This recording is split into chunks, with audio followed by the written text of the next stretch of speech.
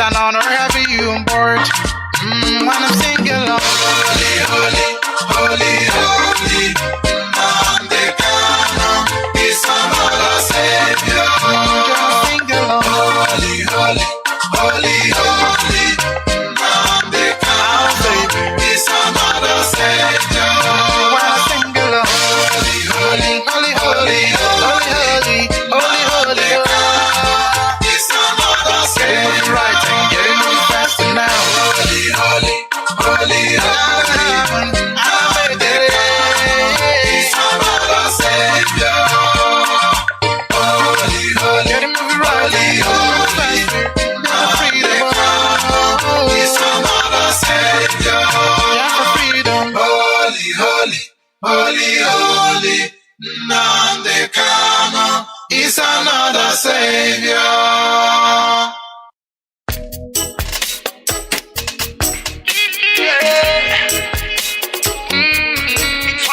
It's M. Josh on the beat.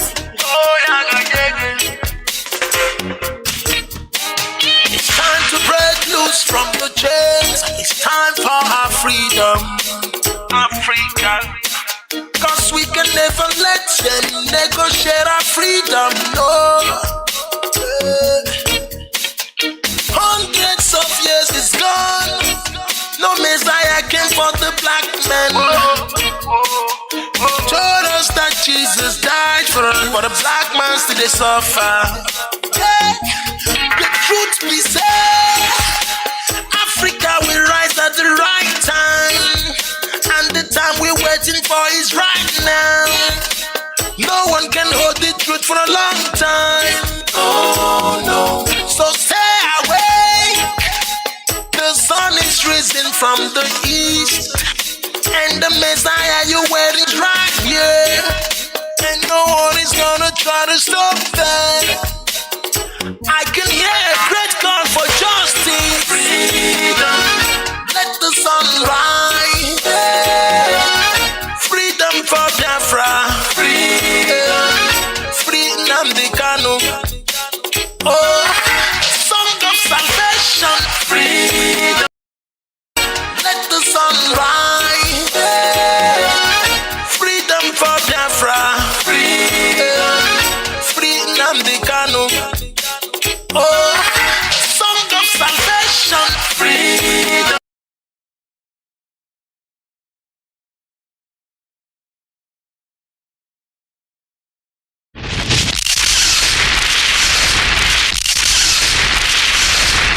Mama, yeah, yeah. Opportunity. Sister, yeah, yeah. Opportunity. Oh, that's like it. Opportunity.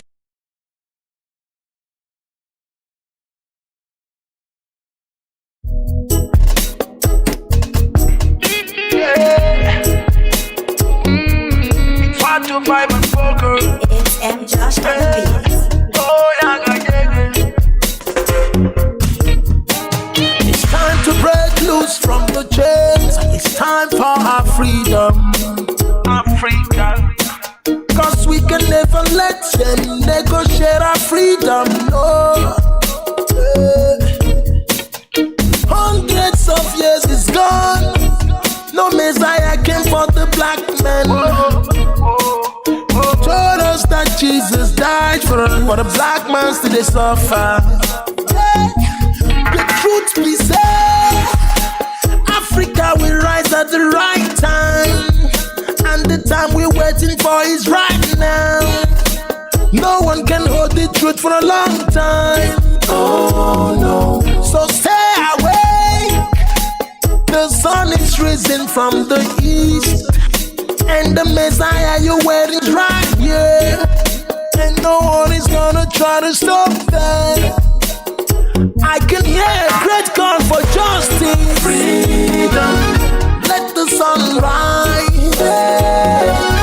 Freedom for Biafra. Freedom, free Nnamdi Kanu. Oh, song of salvation. Freedom, let Africa rise. Freedom for Biafra. Freedom, free Nnamdi Kanu.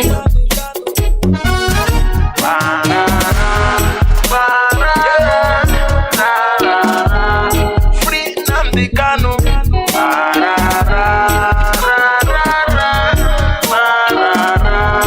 Freedom for Biafra.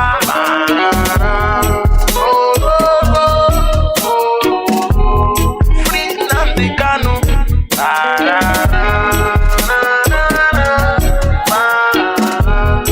Freedom Africa.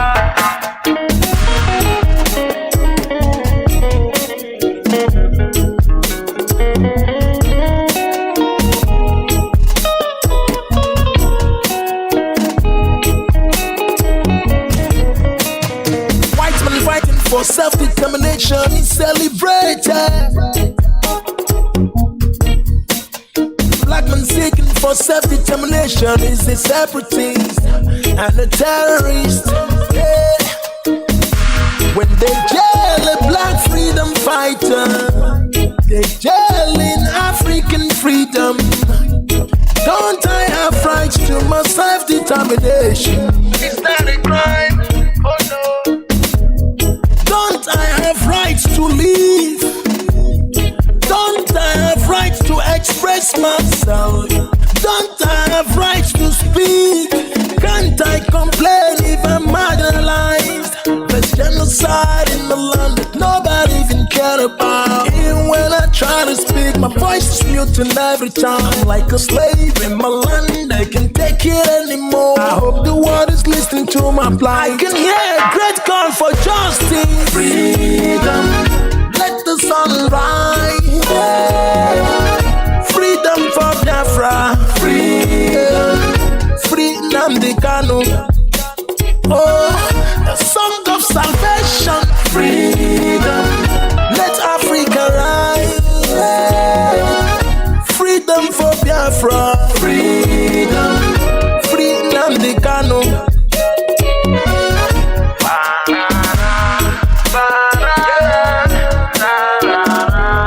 Free Nnamdi Kanu.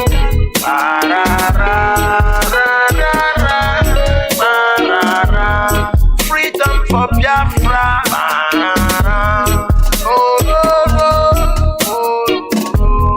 Free Nnamdi Kanu.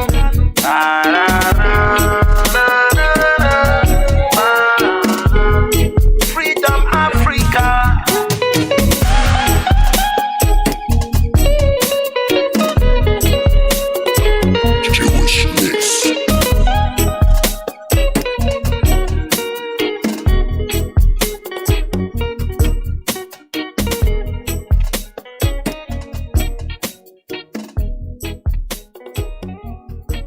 Freedom for my people. Freedom.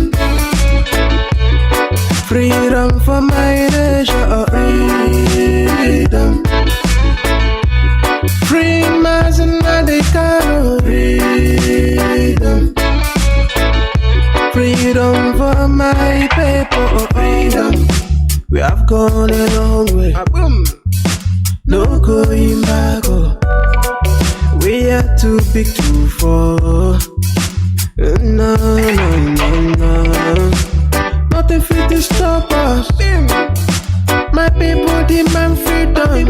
Should be a crime to ask for your right.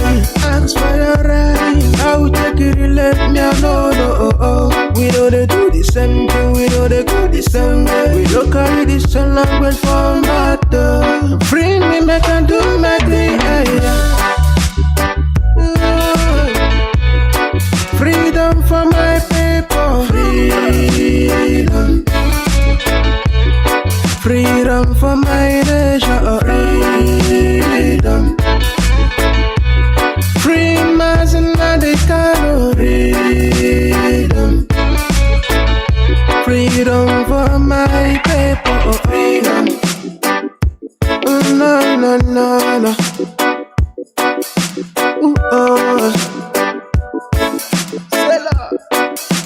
Yeah.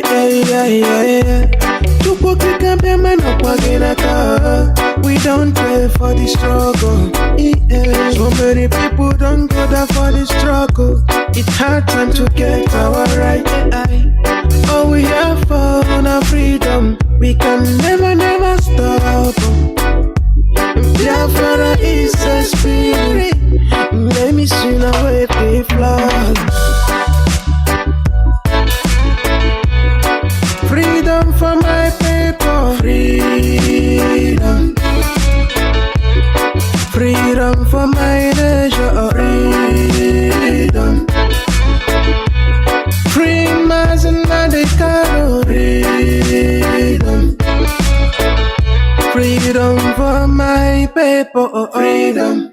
all over the world is ready too. Doctor, let's do this.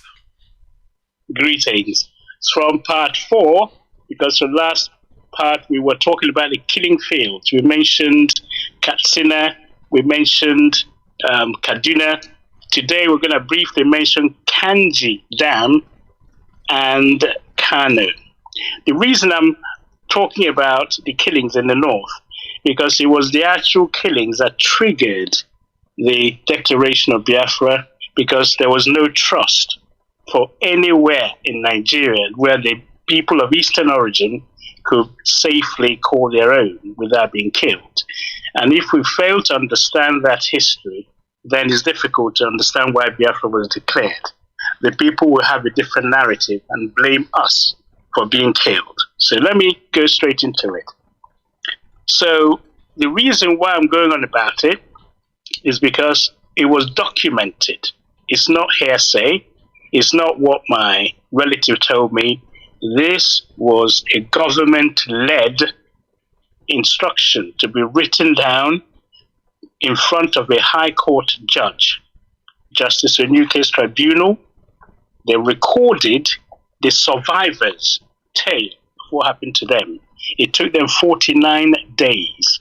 They had evidence from 253 survivors.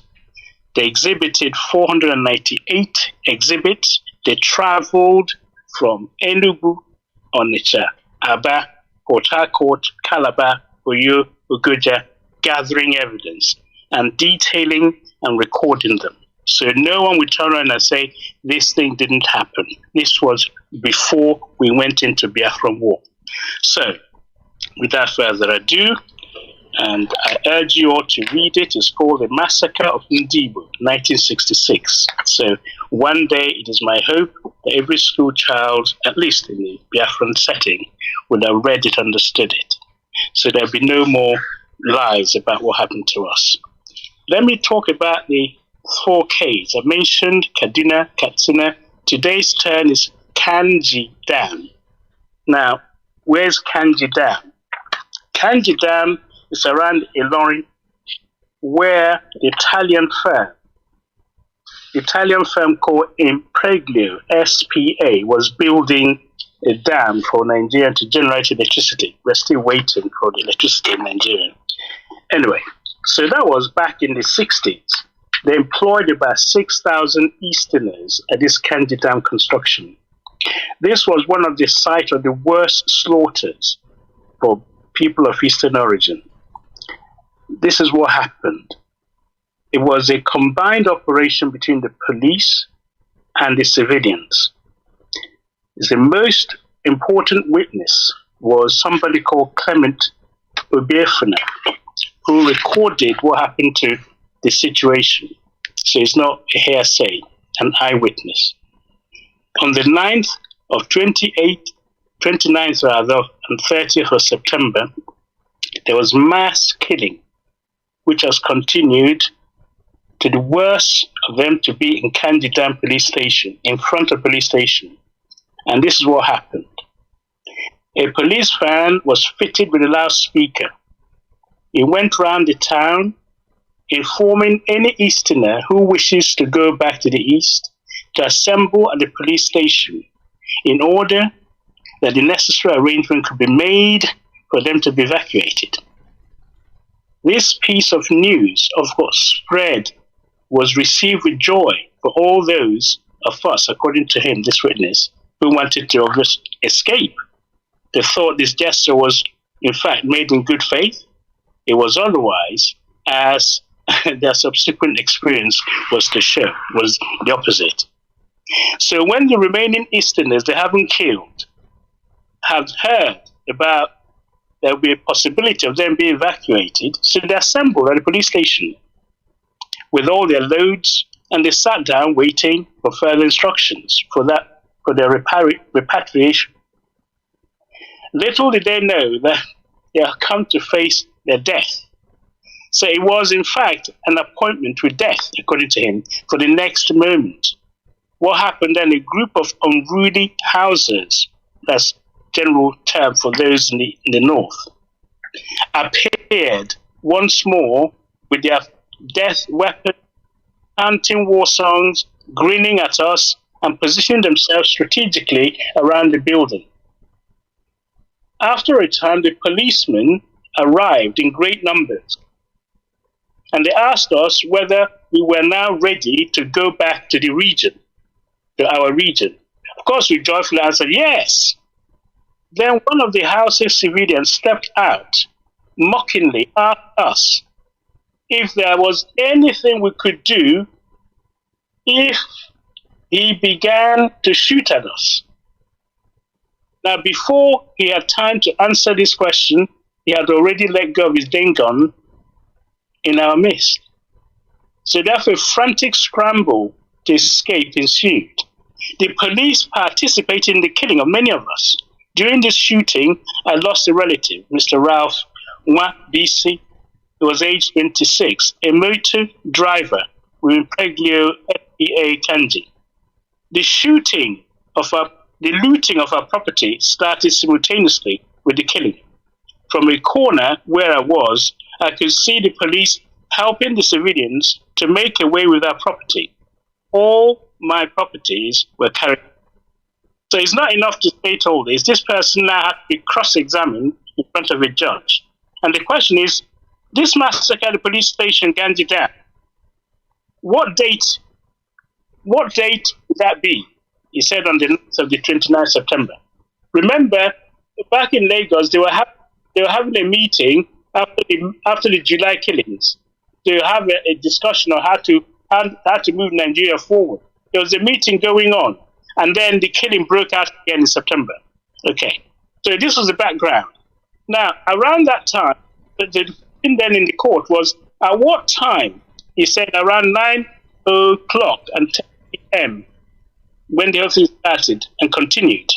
The next question is, would it be correct to say that Easterners were tricked into assembling at the Ganji Dam police station to enable them to massacre you? The answer, yes. And then he was asked again, and the trick was practiced by, he said, well, it was performed by police. The question, you, law-abiding citizen, trusted the police as your protectors? The answer is yes. Would it be correct to say that were it not for practice on you by the police, perhaps these vandals might not have had the opportunity to slaughter you as they did? They say they might not have had the opportunity to slaughter Easterners en masse. That's true. Now, immediately before the attack on the 29th, how many Easterners will you estimate gathered at the police station? Or you said very many. Give me an idea. Said about 2,000. Now, during the lengthy cross-examination that followed, the witness gave further details of the police civilian formation and preparation for the attack. Let me cut this story long, which is a bit long, short. Basically, these people brought in new, fresh police officers from a different region in Nigeria to surround the police station and remove the ones they were familiar with, and they were used in addition with mob to kill the people. They went around asking, assemble at the police station if they want to get back to the eastern region. So that's one of the repulsive bits of the killing of the eastern. They were lured into the traps, okay? And so it's not the first time they've done that trick. In Kano, which we're going to look at shortly, they use the same trick because they say, oh, the train will be leaving such and such a date, so you all gather, and the act made it easier for them to slaughter many more, okay? So that's the trick was being used, and the tribunal uncovered this. So the next, I'm going to move now to Kano at the time. Kano, as you know, is it's a very, very busy ancient city in the north.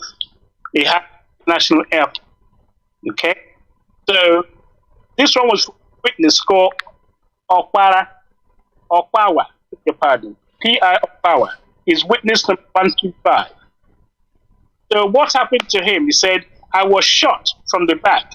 They raised the occiput, which is the back of your head, back of your skull. And he fell down and lost consciousness for a time. He had that bullet gone a little deeper his brain, would have been, of course, blown out, and he would have died on the spot. On the other hand, had the wound been a shade slight or less, then he would have lived, and he would not have lost consciousness, and of course the army would have come and shot him like other people. So he had, this is the part of the story which he told us that happened to him in Kano. He said, one soldier ordered us outside and asked me, this was in the actual airport when they appeared. The other story was that all the big wigs, they came with their white agbada, all the politicians,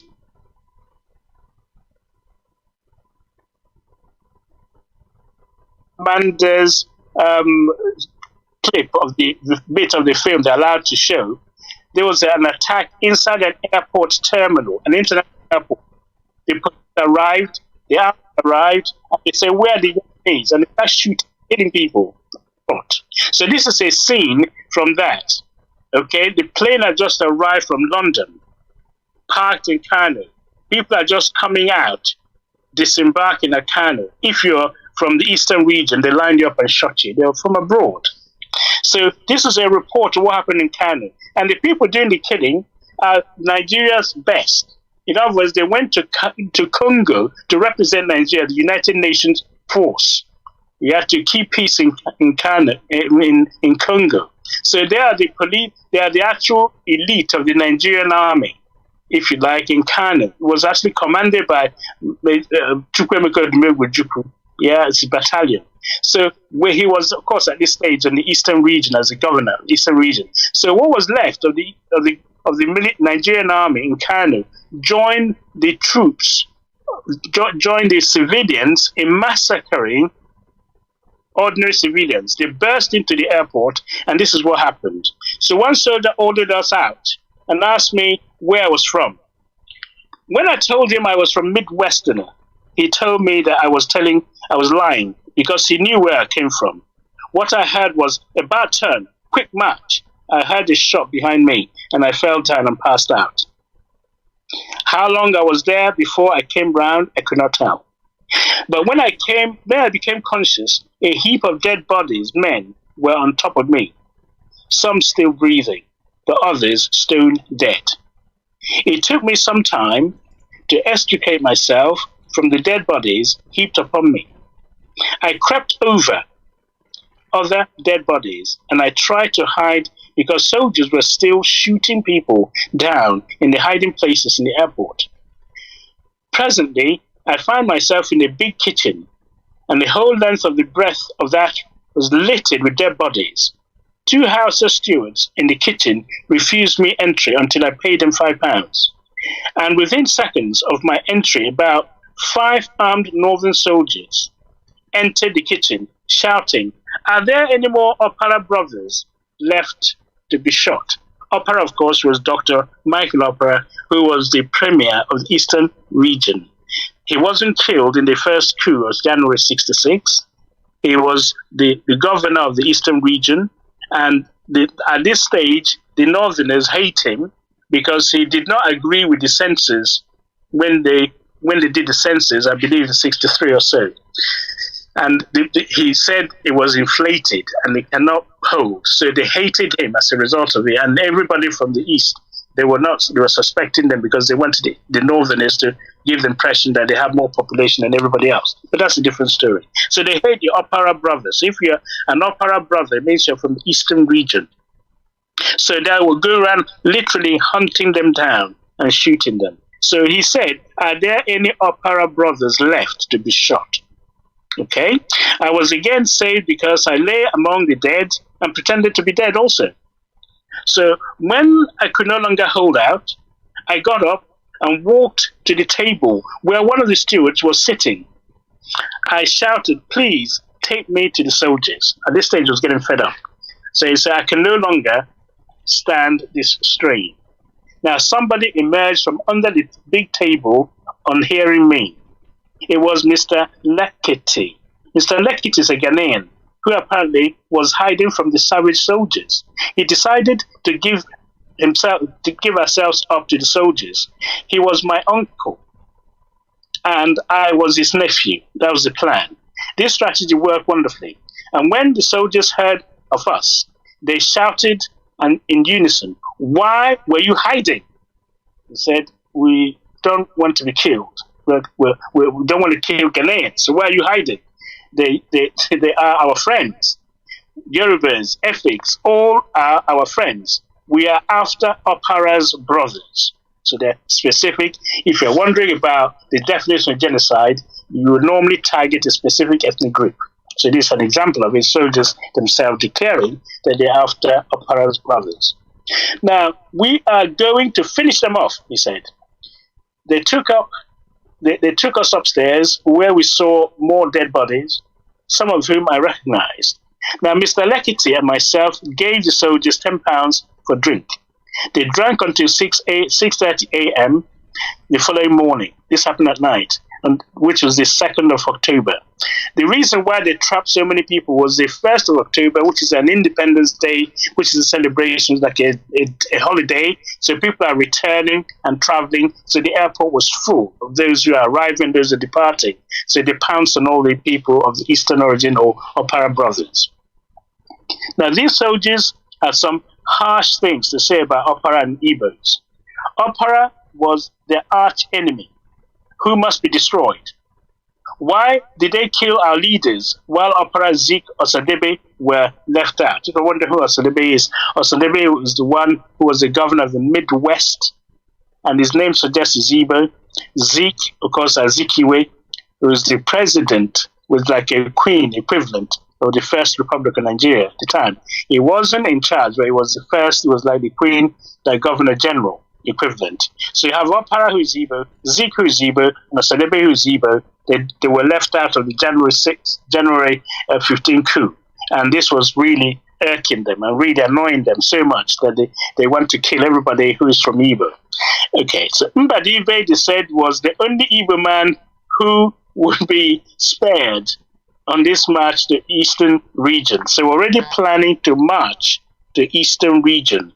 Okay, so this killing was happening in September, end of September, first week of October, 1966. They are planning to march to Eastern region because he was a good man. They're saying Mbadiwe is one who had the opportunity to make Enugu an international airport. Instead, he messed up and moved it to the north, as usual.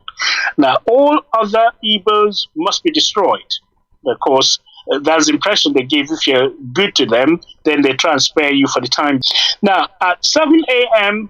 that same Sunday morning, they asked Mr. Lekiti and myself to get ready because we are going to show you how we have dealt with Opera brothers and sisters. So the soldiers took Mr. Okwawa, who was pretending to be the nephew of Mr. Lekiti, who's a Ghanaian. They took us to the railway station in an armed Land Rover, an army Land Rover. And there we saw a sight which I would never live to see again to my dying day. Over 600 men, women and children have been mowed down. They have been killed while they were waiting for a train to take them to our region.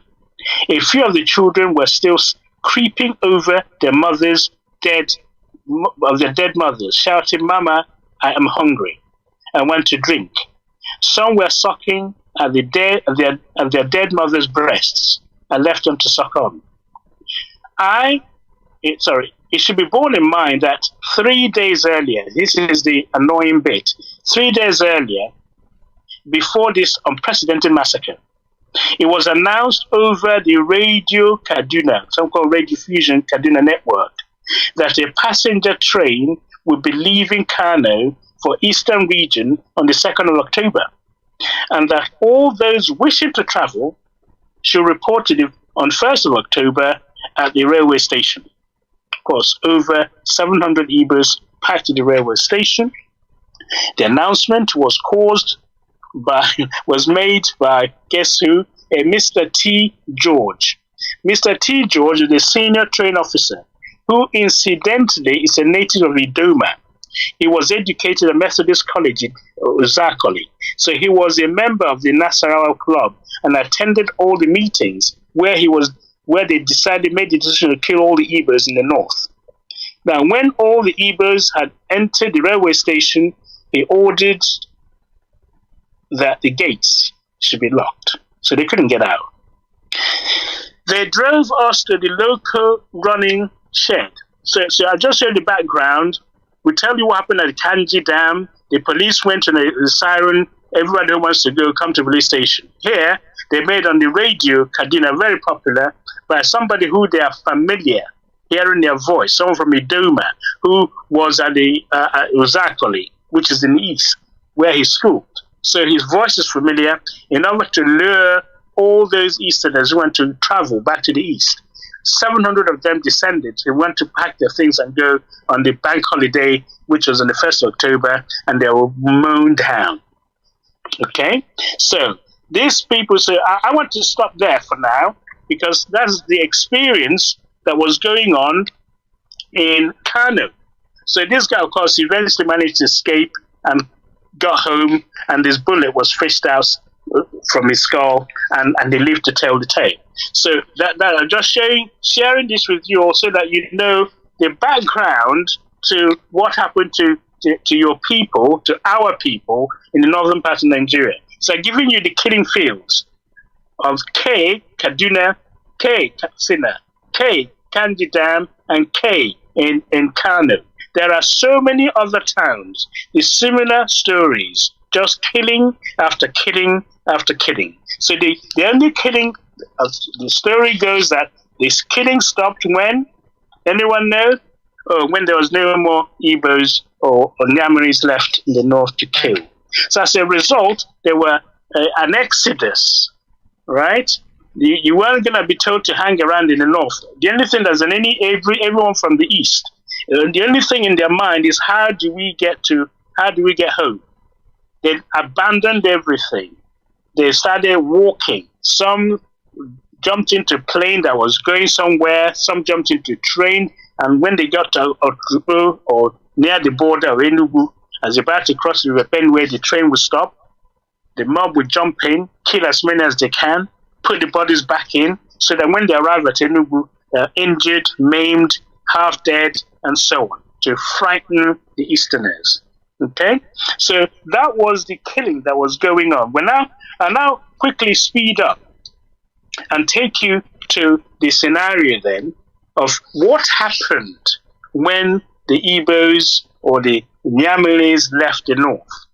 Yeah, it would be interesting to know where the houses, the Sabungaris, what actually took place. What happened then? Now you got rid of all the people of Eastern region.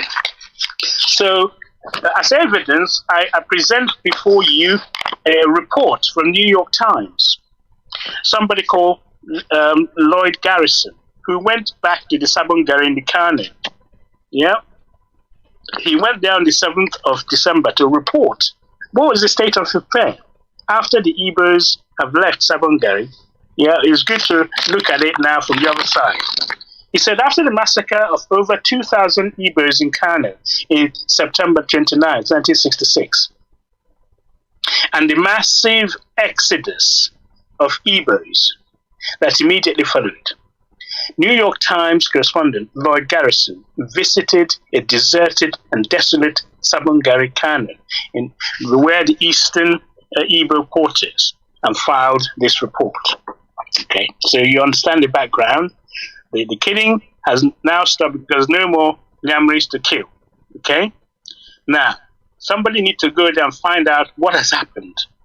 Okay, so he says outside the old city walls in Sabungari, or strangers' quarters, that's what it actually means, Sabungari, where the quarters in the north, you're not allowed to live inside their walled city because you're a foreigner, you're a stranger. So you left outside. So outside the walled cities, the houses were now empty and the streets were deserted today, except for a stray dog resting in the shade of a tree. The only sound was the creaking of the house doors as they swung gently back and forth in the light breeze. Suddenly, a gust of wind blew several doors shut, and the dog, as if startled by a rifle shot, crouched. The sound left the dog trembling with fear, even now, more than 2 months after the massacre of Igbos in the heart of the northern Nigeria Muslim North. There's little else to remind one of what happened here, except the sight of the occasional litter, the torn Bible on the floor of the Baptist church, and the OK Jazz stationery store. Otherwise, the shops and houses have been stripped of their furnishings, as if no one ever lived there. 30,000 Igbos once filled these dwellings, 30,000. But now, the Sabongari has become quite simply a ghost town. The bloodbath began on the 9th of September 29th, when northern troops opened fire on the Igbo refugees standing by at the airport. By dawn, northern soldiers with automatic weapons and civilians with machetes had swept through the city, burning, looting, and killing. As if by signal, most foreign observers here are convinced that the pogrom was planned. I told you before that it was not only planned, they didn't just have automatic weapons, rifles, bows and arrows, bricks, anything they can use to kill people. They also have typed addresses for where the Nyamani is supposed to live. So it's not something you say is a riot, it just happened, it was planned.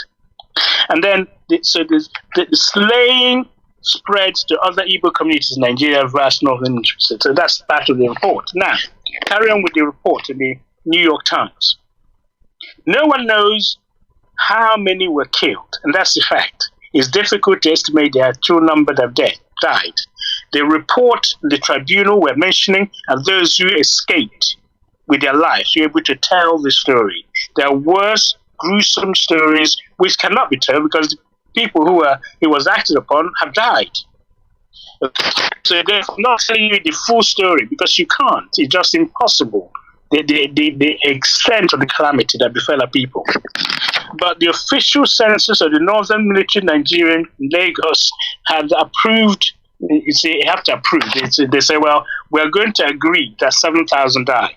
If 7,000 died, you have to times it by 100, as you and I know. Okay, so that's the one the official government approved. They actually agreed that thousands died. That's the key thing. Now, this is considered to be a conservative estimate. That's according to New York Times. A conservative estimate means it's under exaggerated. Now, Northerners here do not talk about what happened unless you ask them. Surprise, surprise. And their responses frequently include a comment that, the Igbos had it coming to them. Some samples. They were too pushy. So if you're very pushy, you should be killed. That's what they're saying. They took the best jobs. Okay, so because they have good jobs, you have to go and kill them. I told you before, there's something called privileged pariah. They were privileged because they had these jobs, but they are pariah, they're hated because they're in the different parts of the country. So you kill them because they had the best jobs. They weren't content to do business. I don't know what they're supposed to do. You can't come into your wall city. They're not content to do business. They wanted to run everything. Guess who's running everything in Nigeria at the moment? Okay. Now, they called us backward because we were Muslims, really. Okay. But we were reading Arabic for centuries while they were still cannibals, really. Okay. Now, these are all the comments when this reporter went around asking, what happened? Can you tell us about these Igbo people? They're pushy. They don't want to do business. They call us backwards. They are cannibals. And so kill them. Yeah? Okay, now, if there was a plan to rid of the north of all Igbos, well, Harrison said it has succeeded. More than 1 million Igbos living in the north and in many other parts of the Federation have retreated to the sanctuary of the Eastern region. So remember the word, the sanctuary. So Eastern region, which later became Biafra, was as a result of all these killings. people retreated into what we call the sanctuary, into their homelands, into their villages, to their hamlets, where their extended families absorbed them. So if you want to talk about Biafra, you cannot but mention this. Yeah, it was a retreat into a sanctuary where you at least, you're not going to be killed the next minute. Okay? There's nowhere else that was safe for you. Okay. Now, in the East, it is widely believed that the pogrom had religious overtones because the Igbos, of course, are Christians.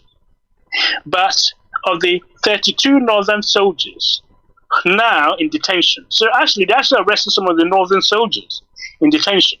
They have roads in killing. Most of them, they said, were southern half of the region, in other words, the mid-belt, where missionary education was permitted to penetrate. Remember, I told you missionary education was not allowed to go into the north because they said we want to rule indirectly. Therefore, we maintain the Muslim way of doing things. Therefore, book is haram. Hence, you have Boko Haram. So, therefore, if you learned anything about how you read and write and so on to do the modernity things, it was said to be haram. You're not allowed. So, but in the middle belt, missionary managed to get up there. And therefore, you have people like Gowan, whose father was a priest, and he was able to read and write, and therefore was anyway, and people like him. Now, 11 of those who were captured, who the rioters, they said 11 of them were Catholic, and 10 of them were Protestants, and then 10 were Muslim. So these are the group of soldiers who did the killing. Now, with the Igbos departed, many predicted their North economy would then be paralyzed. So what happened when the Igbos left the North? All this, they had their privileged jobs and so on. Now, this is the situation. The breakdown may yet come, yeah? Because efficiency has certainly fallen off. So what are the actual Easterners doing in North? Well, there are some doubts that 50 million groundnut crops can be shipped to Lagos for export. There's some doubt about the economy. Now, but the train, now this is what is something I'm telling you the Igbos have been doing. The trains are gradually beginning to run again. When the Igbos left, the trains wasn't running. So they had to get European engineers, okay, to help run the trains. Before that, they didn't need foreigners to run the trains. Unless you see Easterners are foreigners, of course. Now, and the Northern launched 2-month program to train Northern clerks, accountants, adding machine operators. They now have to recruit their own people, force them to learn to do all those things which the Igbos were doing. The telephone still worked, and the mail gets through. Although a letter posted from Lagos may take a week to arrive in Kano. Let me repeat that. When the Igbos left, the letter you post from Lagos would take you 1 week to arrive in Kano. It used to take 2 days. So that is the type of efficiency the Easterners were providing to the Nigerian economy. 2 days from Lagos to Kano, your letter will be in your hand. Okay? When they left, it took a week. So Nigeria went backwards when it comes to running its commerce. Okay, now for too long, says Aminu Kano, one of the politicians, said for too long, we've been letting outsiders do things for us while we sat back relishing our traditions. Now, he says, now we will have only ourselves to blame for not advancing into the 20th century. But we must do it ourselves. So he recognized that there was some issue between them not being in touch with modernity. They now have to wake up and start doing things which the so-called Nyamaris were doing for them. Okay, so I've parked that one side. So that is the background which I'm trying to bring to you to appreciate what has happened when the Igbos left the northern part of Nigeria at the time, between, October to December. So there's an issue before Biafra is launched, what was happening to Nigeria. So in the north, they have emptied the north of Igbos. Okay, in the west, although some stay behind, the majority of them are run back to the east, to this sanctuary we're going to call Biafra. Now, so the same reporter, Garrison, okay, Lloyd Garrison, for New York Times. What did he do? He went to Enugu, the receiving end, where the Igbos had run to, went to know what was happening on that side. He said, after over 1 million Easterners from the north poured into Enugu, this is a report, on the 9th of December 1966. So now, he says, there's an estimated massacre of Igbos in the north, in Kano, for example, and other parts of Nigeria. New York Times correspondent Lloyd Garrison visited All right, Enugu. Mazi, I need to ask you some questions. As you know, I have to interrupt you now and then. It might look a bit rude, but we have to do that. Listen, Mazi, I am so I don't know how to describe it, because I'm busy listening to you, knowing as a person who was born after the war, this whole thing for me is a nightmare. Now tell me, what is it about our people that we will wait for the last minute till when the knife is on our neck, we will not run for our life? And I mean, it is not just then. Even today, we know that we have millions of our people in the north. And if anything has to happen today, it will be back again to history. Please go ahead. Okay, to answer that one, you have to also understand the background to how Nigeria was in the 60s. Remember, we've been killed in 1945 in Jos. We've been killed in 1953 in Kano. Okay? Now, this is 66. The strange thing about 66 was the primordial hatred was now unleashed. Is this deep-seated hatred was now industrialized and fanned.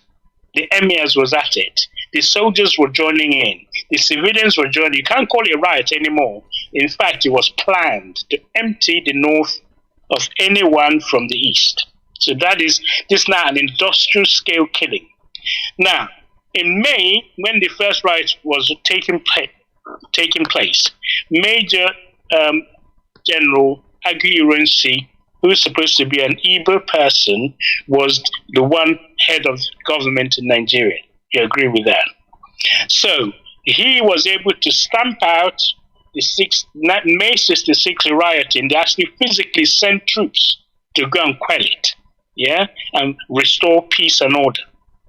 Ojukwu told those people who managed to escape, it's okay, you can all go back now. There'll be no more killing. This is the last bloodshed we're going to have, so that we will, there'll be peace. His friend, Emir, Bayero Emir, who he made the chancellor of, University of Nigeria and Nsukka, much to the consternation was Nnamdi Azikiwe. Nnamdi Azikiwe helped to form the university. Okay, Ojukwu made a northern emir a chancellor. Okay, at the heat of the 66 when he became the governor. Okay, so now this friend of his reassured him that there'd be no more killing. Okay, so people, particularly from Newi, then went back because they listened to Ojukwu. They went back to the north. Then what happened? They got killed again. Okay, now you can blame them for why did they leave at the last minute? They were reassured in May. Okay, so now because they were reassured in May, they were able to go back. Now, what then happened was there's a chain of events, which one thing when they then killed Aguirre, and this one is the coup which Gowon became the head of. Muritala Muhammad and his gang, they killed Aguirre and started killing all the Igbo officers. So there was no more support to prevent any further killings. So the people living in the north, they have to literally make their way home. Okay? You will say, why don't they do it then? But because the coup was aborted, the eastern part, this was a coup which was supposed to take over the whole Nigeria, but in the eastern part, Ojukwu was still in charge. He heard there was going to be a coup. He ran into the police station where he stayed and he was guarded. So they did not get at him. They didn't get him to replace him. You remember the Enugu garrison was run by the northern soldiers. Benjamin Adekunle was actually in charge there at the time. So they could have killed Ojukwu, but the coup didn't work. So at that stage then, Ojukwu became the only person who could ask people and protect them. He couldn't protect his people because he can't tell them, stay in the north. Don't come back to the east or whatever. So he says, if you can cross this line, if you can come over to the eastern region by whatever means, yeah, then you are safe. Going back to this concept of sanctuary. So when they were told to return, every nook and cranny, anyone who can write, say, if you have a relative in the north, you were told, come home. That was one singular information. Come home was the message, and Igbos, they poured home. Okay, so I would agree with you. At the moment in time, we tend to leave things too late, but at the 66 killings, they had no choice. That's why they came home in droves. Okay, so we have to perhaps differentiate that. Now, dial that forward. I believe in the 80s or so, 90s, they were trying to kill the Igbos again, right? So Ojukwu said, look, this time round, we're not running. We're not going to go anywhere. I think I've forgotten what declaration it is. Is it the Kano, Kaduna, or whatever declaration is called? They say, if they kill enough, kill them back. Yeah, so he warned the Kano Emir. When you start killing the Igbos, remember, when this time finishes, there'll be nothing left in Kano. So that's how they backed off. Okay? So they decided, we're not running anymore. We're going to stay there and die and fight with them. So there's a change in the scene.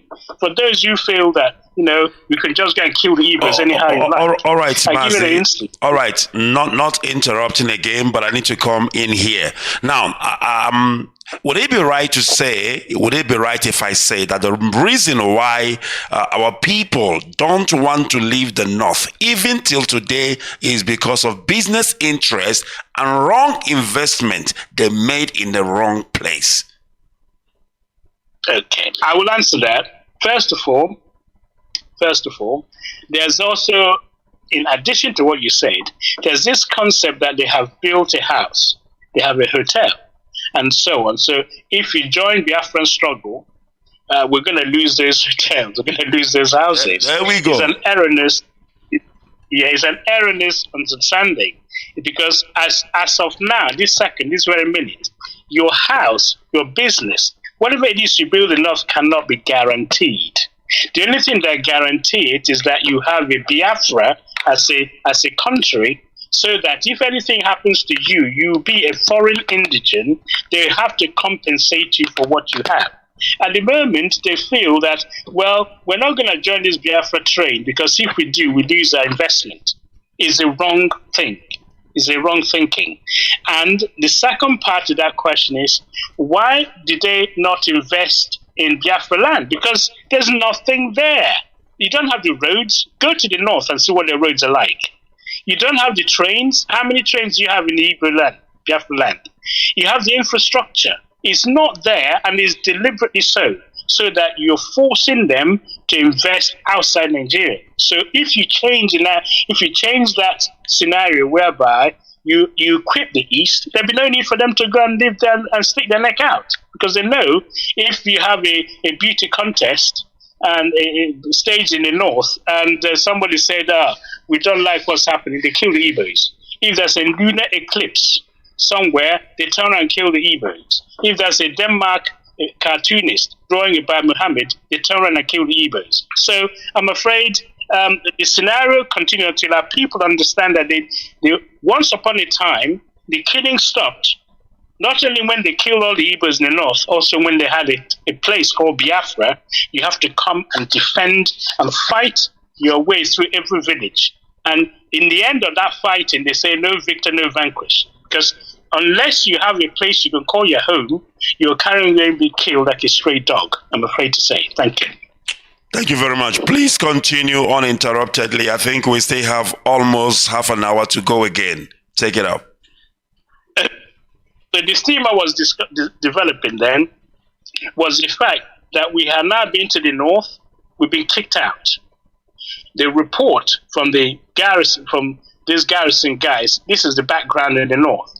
Things are not running as efficiently as they think they're good at. Yeah? Because the Igbos are providing some important services.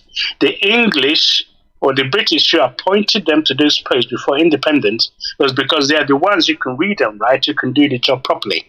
Okay, the British will not say to you, "Oh, because you're from a tribe 7, therefore I'm going to appoint you." They say, "You are from tribe whatever, you can do the job, I appoint you." So that's one thing that was not made known to those in the north. So they saw those who came from outside as privileged pariahs, as I keep using the term the sociologists use. So I'll now tell you what happened at Enugu. So they are poured into Enugu as the capital for other parts of the eastern region. So this garrison went there to report the events. Now, this is what happened. So he got to a place where they called, where they were settling the refugees. So here is a snippet of what happened. Somebody was lining up and they said, "What is your name, sir, please?" They asked the man behind a desk, without looking up at the applicant standing before him. So people are returned and they went to an office to register the fact that they're refugees. Is there any job for them? So this is an important part of why Biafra came. These are refugees that need to be rehabilitated. There are over 2 million. Remember the Rohingyas scenario, they left where they were and the whole world knew that there was a crisis. Anywhere where you have a flock of people pouring into one part, be it people leaving Syria, people leaving Afghanistan, doesn't matter where they are, when they arrive at the other destination, they become refugees. But when this happened to the Easterners, they poured into the eastern region. And somehow, there was no external help. Even their own government, who's supposed to help them, turned their back. And this is what led to Biafra being established. I'll come back to this theme. So, Garrison therefore visited what was like a center where these people have been processed. Yeah? So, he said, "What's your name?" So, my name is Sunday Ofokaja. Ofokaja, I'm not sure I pronounced it properly. Ofokaja. Yeah, Ofokaja. So age 41, occupation, certified public accountant. Sign the card here and print your name and address under the signature, said the man. Fine. Next. So they were being processed. It's not a laughing matter. There are people in the queue. They were being processed. You're an accountant. You're a mechanic. You're this. We have to try and find a job for you now in the eastern region. Okay, so there was people who were destitute. Remember, this is December. Christmas is coming. The school fees haven't been paid. The children, some have escaped, some have, and so on and so forth. Now, so this reporter was reporting the scenario in the eastern region, the crisis on one of the towns. Said it was such an abrupt ritual that the accountant had no time to say more, to pour out his desperation, to tell how he lost everything in Kanu, his job at the bank, his car, his TV set, and say that this was, and then say all he had was his lucky escape of his life. Without a word, this Sunday guy turned and left, passing a long line of refugees that stretched along the corridor down the steps of the Eastern Region Refugee Commission headquarters here in Enugu, which is the region capital. The accountant was one of slightly more than 1 million Easterners, most of them Igbos, who fled to their eastern region homeland after the September Massacre, Easterners living in northern region. The commission here is well staffed and is working overtime to settle the refugees. But it is an awesome undertaking. So far, the Eastern Region government has earmarked £2.8 million, equivalent for rehabilitation. They said $2.8 million because they're writing in American newspaper, New York Times. They said as equivalent of $2.8 million for the rehab. And then the federal government in Lagos is supposed to contribute $980,000. Now, nearly half of this total is going to pay the salaries of hundreds of civil servants who retreated here from all parts of the Federation and who had been absorbed by putting them on the regional government payroll. So the scenario was you worked for the government, but you are now left Kano, you left Kaduna, you run away, and no one is paying your salary. So you have to be absorbed by the Eastern Region government. Okay, bear that in mind. I'll visit this later. Now, the bulk of the rest of the money, which is more than 600,000, is being invested in new farm cooperatives to increase the food production and provide new job opportunities. But we are already encountering some difficulty with all the farm schemes and so on. So I will spare you reading the whole story if you get a chance to study it. What it is that the government was trying its best to rehabilitate these people who have then left in a hurry their television, their cars, their jobs not being paid, and so on. Someone had to somehow carry this burden. In the tradition, be an African tradition, an Igbo tradition, someone comes from somewhere. So you have to rely on your extended family to support you. If it wasn't for the extended family system, it would have been impossible to reabsorb 2 million people, which is 17% of the population at the time in the Eastern region. Okay? So that was the background then when all the killings was going on in the north, and we now have Eastern region as a sanctuary. Okay, if I just use that term for now. We're now talking December. So what was going on? Well, I tell you, there was a song, okay, because every single village or town that you go to, if your relative didn't come back from Lagos or from Kano, from Zaria, from Kaduna, from Maiduguri, from Sokoto, you have a story to tell. I said last time, some people were cut in pieces that they weren't even, culturally allowed to be buried in their own compound. So the scenario in the Eastern region in the December of 1966 was very, very grim indeed. And artists, these musicians, they always sing about what they're seeing in front of them. So there's a song by Rex Lawson that goes something like this. Onwuzuruwa, yeah? Onwuzuruwe. Let me just force myself to sing it. Onwuzuruwe. Mashingi arawanne.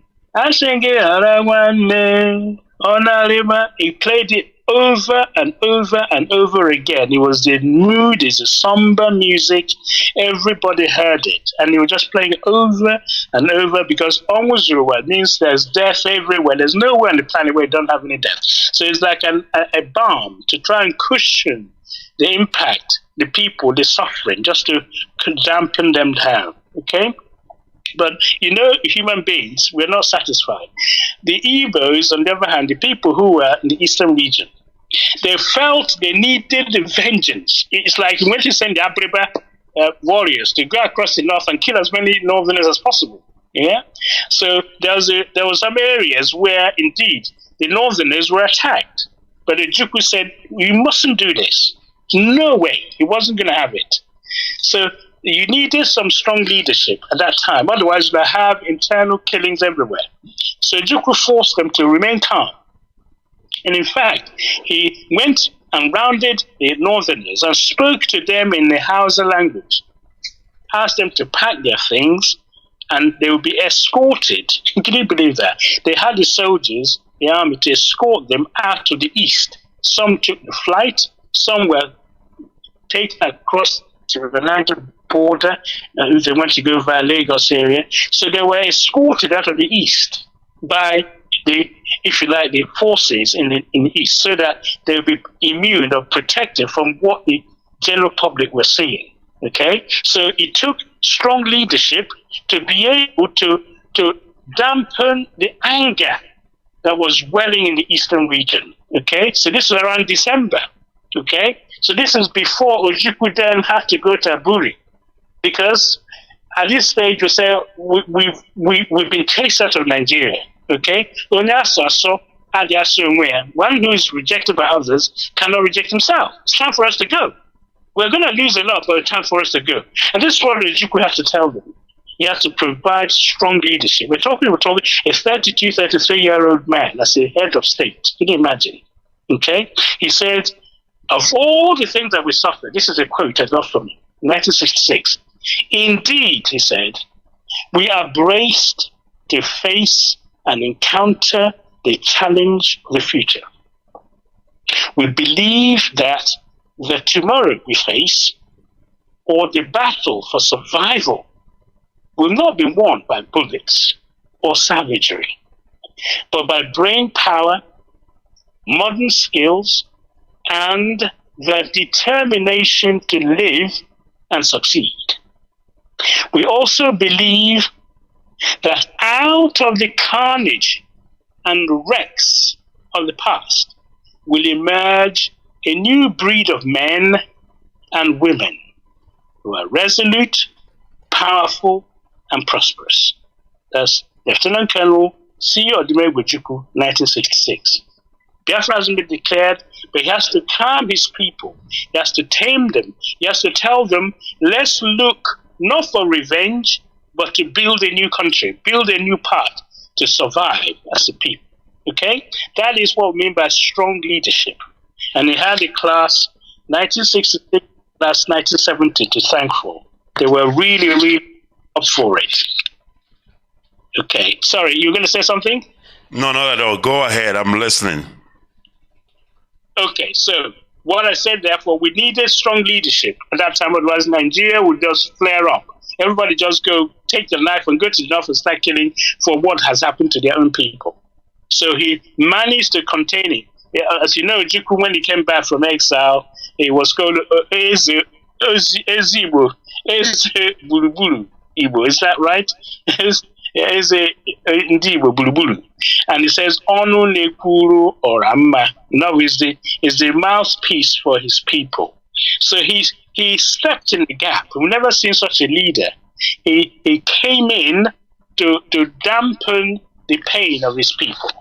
And then he was told that we should, why are we still in Nigeria? He took one extra step called the Aburi. Yeah? He has to go that extra mile. And this is very important. As I said last time, the killing started in May. It was in May the year after, 1 year before Biafra was declared. Biafra, as you've been to understand now, is like a sanctuary. We can't go back to Nigeria to kill us. If we stay here, well, we have to build a new system. But we built Nigeria, but we have to now build. Remember the trains, remember the newspaper, remember the post office running efficiently from Lagos to Kaduna or to Kano in 2 days. When we left, it take off the 1 week, if at all it gets there. Okay? So the efficiency with which Nigeria was run, thanks to those people, has now been kicked out, and nobody cared. Right. Now, so that's against the background to which we are now going to find a solution to all these killings. And that is why Aburi was called. Why Aburi? Well, Aburi was because the last time they had a conference when Gowon became the head of state, or they took over the government, there was a conference going on, and whilst the conference was going on, the killing resumed in the north. So Gowon wasn't actually stopping anybody being killed. In the end, he got exasperated and said, for God's sake, the killing has to stop. Enough bloodshed. Enough. So, but from July, August, September, October, no, people were being killed. He did nothing as the head of state. Okay? So, he made fancy speeches. God has made it possible for the Northerners to become the head of state again. Da-da-da-da-da-da. He wasn't really doing anything to stem the bloodshed.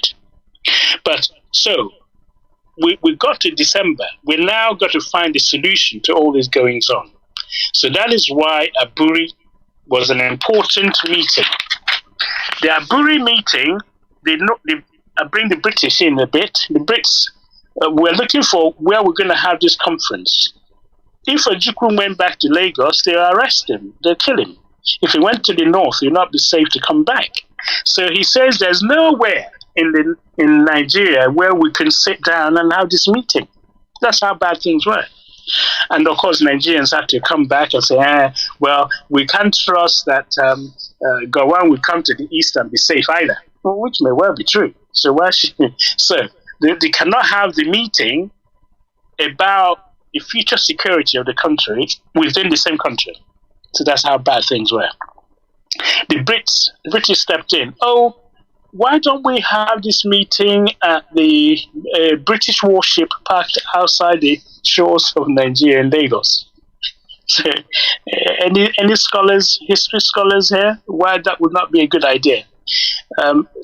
British government was offering them to have this conference in a British warship off the coast of Nigeria. And of course, Ojukwu did history in Oxford. I think you will have come across the history of Jaja of Opobo. Jaja of Opobo, as you all know, was trading independently and competing with the British under Victorian rule. So they said, let's have a conference in our boat parked outside Opobo. So he by the way, when he comes, don't bring your army. It's okay. So he turned up for this gentleman's meeting. They kidnapped him, extraordinarily renditioned him to West Indian Island, and on his way back he died. So you could remember the history. So you can't go and have a meeting in the British boat. So he has got an antecedent to follow. So therefore he said, no, I'm not going to a British warship to discuss what's happening. So this is where the Ghanaians stepped in. General Ankara, who took over from Nkrumah, decided, let's have this meeting in Ghana, a neutral ground. Ojukwu flies straight to Ghana, and the Nigerian delegate would go to Ghana, and they will meet at the conference place. So, 4th and 5th of January 1967. So we survived 66 with a lot of wound for the people of the Eastern region. We now need to find a solution. So they went to Aburi on 4th January and 5th of January to discuss how are we going to live together, okay, in one country. What is the way forward? So they met in Aburi. I'll say to you, after the war, Gowon said, there are no victors, no vanquished. Is that not so? And we have 3 R's. Yeah? Reconstruction, reconciliation, and rehabilitation. Yeah? Great. Okay. All sounds very good, but if you study it, there are 2 cons in that 3 R's. Anyway, we'll come back to that. The Aburi Accord had actually 6 R's, what I call 6 R's. After the war, you have 3 R's. What I'll say to you, if we have carried out the Aburi Accord, the 6 R's, there'll have been no need for the 3 R's, which was a sham anyway. Okay. The first R of the Aburi Accord was the renunciation, okay, of the use of force to settle Nigerian crises. That's the first R. Yeah? We are not going to use military force or any other force to sort out Nigerian internal problem. Renunciation of force was number 1. They agreed to that. The second R was reorganization of the army. Why do we need to reorganize the army? Well, we have the Northern Army going around killing people who are not of Eastern origin, and nowhere else is safe in Nigeria. So the army needs to be reorganized. Who army have you got? Is it Northern Army? Is it a Nigerian army? Is it Yoruba army? Or is it Eastern army? So the army needs to be reorganized, and they need to stay in their own station, their own regions. Because if you're an army officer of Eastern origin and you go to the north, you may not come back, and vice versa. So the army needs to be reorganized. That's the second R. The third R is what they call the regional autonomy. Yeah, you have to return to the regions, because the whole rioting, they say, UNC brought Decree 34 and tried to force everybody into becoming one country instead of their regions. We want to have our regions. So all the decree when the military came in 1966, was rescinded, and they returned to regional autonomy. That's our number 3. Our number 4, now, I mentioned to you, those people lining up in Enugu, trying to find a means of living again, we call rehabilitation of the Eastern refugees. You need to rehabilitate them. You need to pay their salary. You need to remember this area, this region now needs support from the center. You need to rehabilitate those who have been killed. We aren't even talking compensation yet. Just get them employed. Get their means of livelihood going again. We need to rehabilitate them. Don't wait till you finish killing them in the war and start rehabilitating them. You can do it now. Okay? So that's the 4th R. The 5th R is what they call revenue reallocation for financial secretaries. They were supposed to meet, and the revenue reallocation was to be formalized. Yeah, they're supposed to do revenue reallocation. Okay? So at the moment, Zamfara, we have gold, and we're not bringing it to the center. And the riverine area, we say this oil belongs to us. We want to. So the formula for sharing what you have was discussed in Aburi. That's our number 5. Our number 6, let me explain this one. They wanted the actual recording, this particular peace talk, they wanted it to be handed over to the OAU, Organization of African Unity, what they call Adi Amama, as a guarantee that we have had a chat. This is what we discussed, just in case other countries don't know what happened. So Ojukwu brought this idea. They said, no, we are brothers. No. This is an internal matter. We will deal with it. No, we're not going to go to the OAU and hand over what we discussed. So this R number 6 was not agreed upon. But every other R, 5 out of 6, as I mentioned to you, the renunciation of use of force, the reorganization of the army, the return of regional autonomy, the rehabilitation of Eastern refugees, the revenue allocation, all these were agreed upon. Okay? And something about if you're going to have a decision, it has to have concurrence of all the various regions, because they now have regional commanders. Everything was formalized, and so those are the principles on which Aburi was based on. So Ojukwu didn't get the 6 out of the 6 R's, the one where you report all the findings and deposit it in OAU. They turned it down. But nevertheless, the whole conference was recorded in a gramophone long play LP, so that it is possible to play it, so nobody will say, this is not what we said. And at the end, they all have to read the transcript, and they all have to sign it in front of General Ankara. General Ankara read it and said, anyone want to amend anything? They said no. And they signed it. And if you look at the pictures, Ojukwu and Gowon was eating from the same plate, a bowl of rice, if I recall, and some meat in it. None of them was using a long spoon, okay? They were eating as brothers. Everybody agreed. The Aburi Accord was very, very successful. So on the 5th of January, they all left Ghana. Everybody breathed a huge sigh of relief. Whew, we can carry on again as a family. Then the problem started. The problem started because when Gowon got back, the permanent secretary said, did you know what you signed? Do you know you signed away Nigeria? Really? We're going to be a confederacy. What's that? Well, Ojukwu have confused you people. You know, he went to Oxford. Very, very sad. And maybe I'm over dramatizing this. This is very serious. The highest authority in the country went and had a conference. They signed a form which they should abide by, and then one side decided not to agree with it any longer. This is where Nigeria was destroyed. Okay? So not only were the Easterners kicked out of the Federation, they tried to come back in a way that will accommodate everybody. Okay? And this was turned down.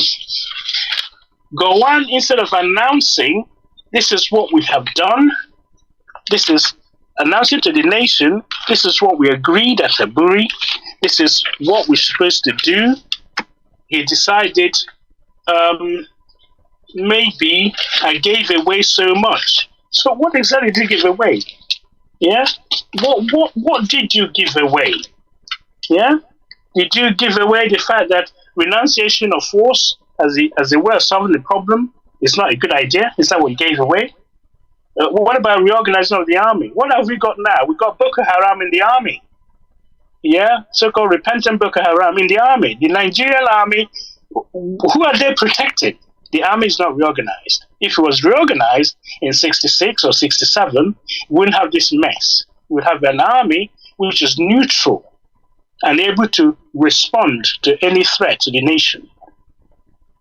What about regional autonomy? Well, that's what we are vying for now. Everybody wants to have their own autonomy. If this region wants to do this region, that is what is happening now. How about rehabilitation of refugees? You now have, because you didn't do this to the eastern refugees, you now have internally displaced refugees in the north, more than, I dare say, than they had in the eastern region before the war started. So failure to rehabilitate the eastern refugees have left you with more internally displaced human beings in the Nigerian than they had. So another failure. Okay, revenue allocation. Well, Zamfara will discover gold and will not bring it to the center. And those who have oil bring it to the center. And how long when this run out? Nobody wants to contribute. Everyone wants to take from the center and not allocate accordingly. Okay? So, there are issues then as a result of the failure to carry out the 5 R's on Aburi Accord. You ended up with a war, okay? Because renunciation of the use of force was abandoned. And you used force to force people back in to the country. So, that's a failure number 1. Because of that, renunciation of force was not applied. Officers and gentlemen, you ended up asking for 3 R's. You ended up having to reconstruct areas where you destroyed in your 3 R's. You have to reconcile with the enemy. Yeah, your brothers and sisters are supposed to have been in the same country. You need to reconcile them. And then you have to do rehabilitation. We should have used the funds to rehabilitate those refugees in the first place. But the rehabilitation, which you did after the war, was a joke. Because rehabilitation started, reconstruction started in Festac town in Lagos. You built a brand new stadium, and then you carried on. It's not coming to the east. You moved it to build a brand new capital in Abuja. So the area where you had the war, you just ignored it. So there's a lot to learn from Nigerian history about what happened at Aburi. And they're still thinking about it.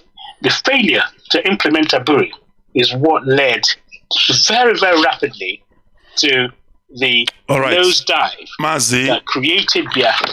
All right, this is where we headed in the first place. So January came. Mazi, can you hear me? Everybody, Ojukwu got back and celebrated. Aburi was a success because you remember he was being told, don't go because there's nothing to, we can't trust these people any longer. You told us to go back when they killed us in May. They didn't, they carried on killing us. Now Aburi, you brought Aburi. What do you think will happen if Aburi is jettisoned? Do you think Ojukwu will ever be trusted again? Okay? So, all right, Aburi, Mazi, can you hear me? Yes. All right. I'm going to give you a 5 minutes break, and we'll take a break this side. I mean, you've been talking for more than an hour, and that's not an easy, it's an act. So I want you to get some water, and we will come back in the next 5 minutes, and then, of course, you will start wrapping up. I feel like you can talk the whole day today. That's the mood I am in. But I'm willing to give you even another 15 more minutes. But let's take a 5 minutes break, and we'll be back. All right. Thank you very much. Thank you very much. Okay. All right, we will take a quick break and we will be back. We are talking Biafran History 101, Part 4. And with me, of course, is Dr. Okachi Lewis, all the way from the United Kingdom, telling us our history. Bob Marley said, if you don't know your history, then you're lost. You will not know where you're coming from. And also an Igbo adage says, and I quote, Onyama gebe mmiri nọrọ mawaya, anaga ama ebe ọ nọrọ bido. And this is Constructive Argument with Mazi on Radio Biafra. This is Constructive Argument on Radio Biafra with Mazi Bring your argument, and we've got the solution. Constructive Argument. We hit below the belt. Radio Biafra. We've got you covered.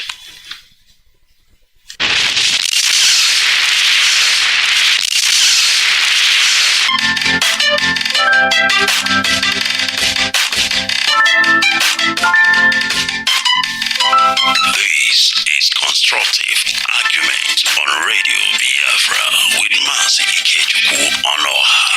Bring your argument, and we've got the solution. Constructive Argument. We hit below the belt.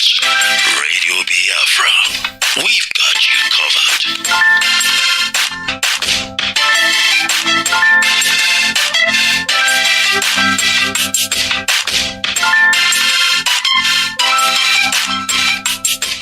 And this is a live program for those of you who might think it's a recorded. It is live, it is direct. I've got my pen, my paper ready, and I'm learning, and I hope you are. Let's go back to Dr. Louis Okachi. Mazi, can you hear me? If you can, please take it away, and I will give you 15 more minutes to the top of the hour, and we will call it a day. Please go ahead. Thank you very much. Can you hear me? Can you hear me? Loud and clear, and the whole world is listening. Let's do this. Okay, so we just quickly remind ourselves, we just talked about Ojukwu going to Aburi as a last resort, and his people are waiting with bated breath to see whether that will help them survive the killings they endured. So Aburi was hailed by those who were there, including by the Ghana head of state, as a success. It was done behind closed doors without any outside interference.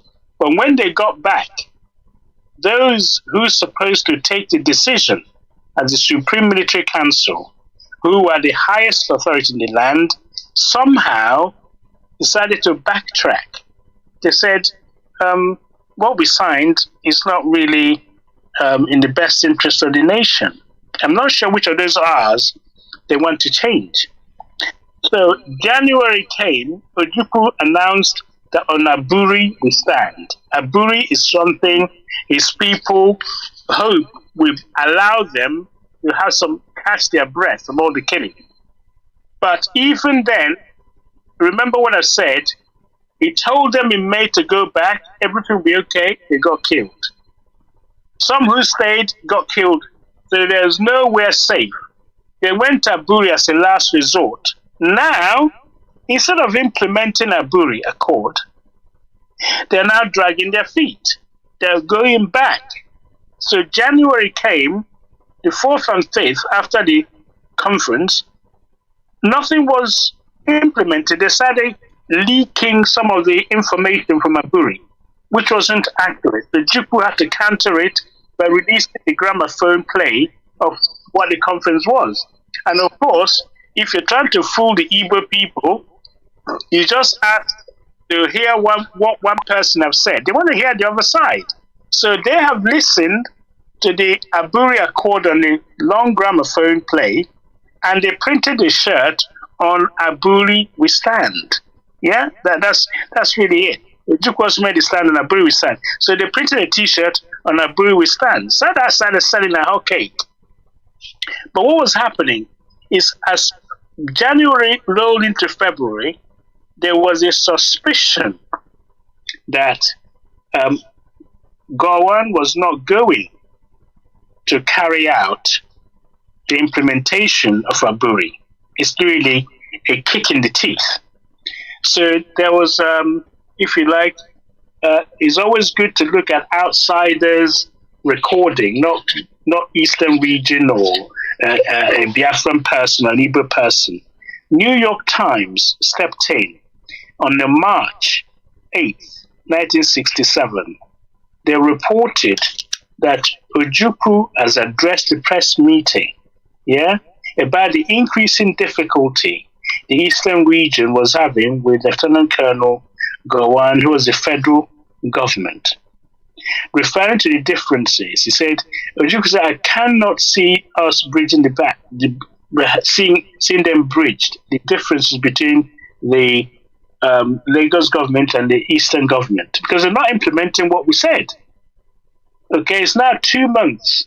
Remember, it happened in January. 2 months since the Aburi Accord, the government therefore moved, concerned about the deteriorating situation. So it was the Ghanaian government was now really getting concerned. So what was happening was that after that meeting, and implementation was not going on, so Ojukwu started stating that, look, if you're not going to carry out all that we have said, okay, it is going to be necessary for us to take alternate measures to safeguard the security and safety of our people. So when he said something like that, it became like a warning shot to Gowon.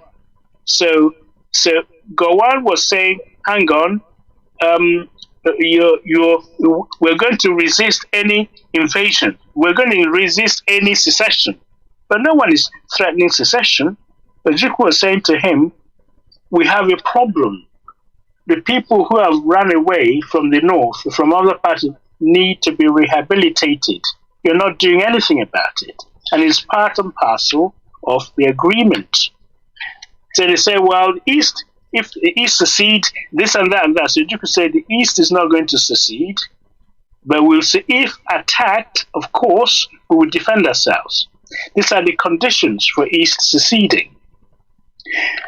East will secede if there's a blockade, okay, and if physically attacked, we have every right to defend ourselves. So that is what was happening now. We're heading to tension between the Nigerian Lagos government and the Eastern region government. And I explained to you what that means. Ojukwu said in February that if by the end of March 31st, the Gowon has not started paying some money towards the rehabilitation of all these people and implement the Aburi Accord, then he, Ojukwu, will have to do something to secure his people. Okay? So, they announced that on the 31st of March, there's something called Survival Edict. Survival Edict is an important thing to understand.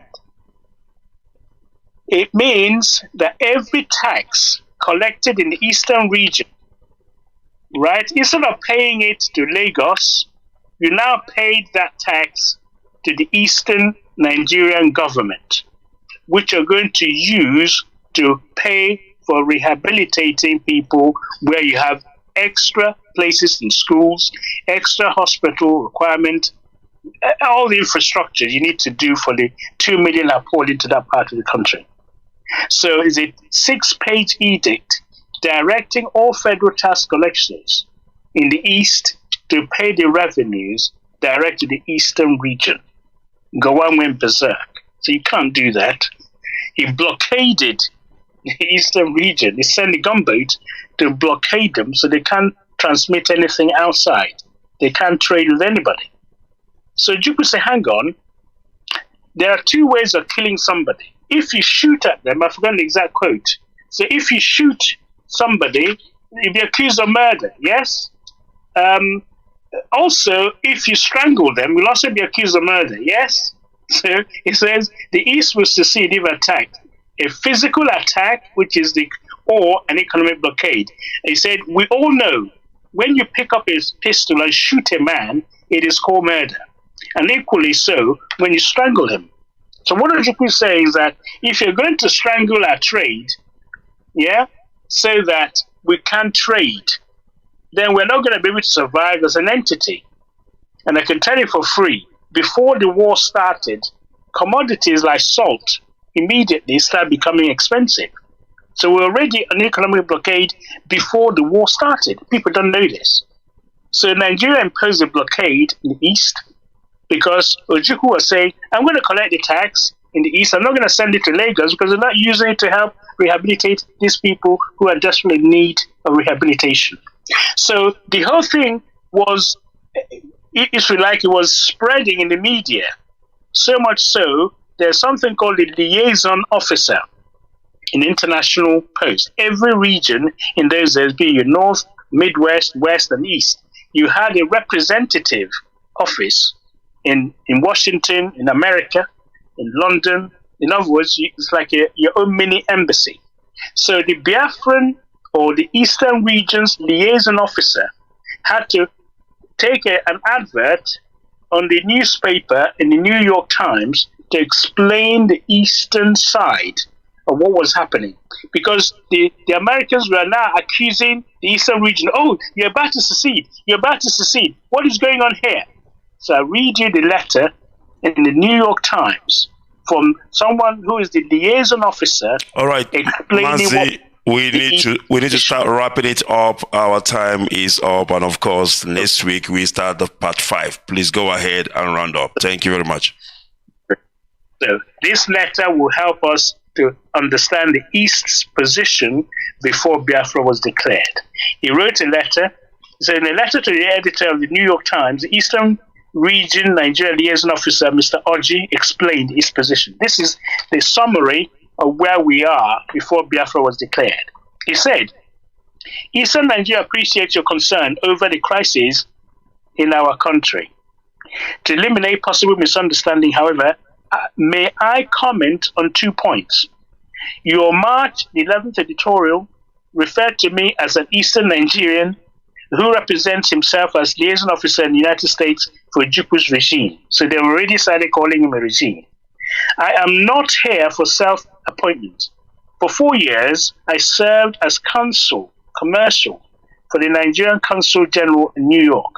As a Nigerian of Eastern origin, I was recently forced out of that position. He's already been kicked out as a Nigerian. Okay? Now he's representing the Eastern region.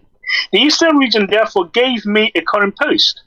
Each of the 4 regions in Nigeria had the privilege of representing abroad or promote trade and investment. Eastern Nigeria has had a representative in New York and London intermittently during the last few years. This is no different in the recent opening in New York. My office is properly registered. It is free world. We are entitled to provide information of concern and interest to the American people to make known our point of view. Here we go. A picture captioned March 10th said that Colonel Ojukwu, the military governor of Eastern Nigeria, is leading a secessionist movement.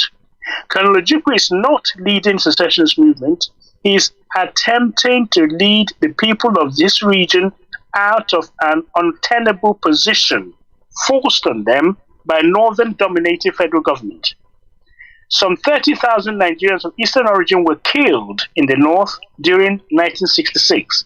Some 2 million Eastern Nigerians were forced to flee other sections of the country and seek safety and protection in their home region. There is little understanding of the awesome burden placed on the Eastern region to provide housing, jobs, security for these people, whose presence has expanded the population by 17%. And there is little understanding of the indifference of the federal government to their problem.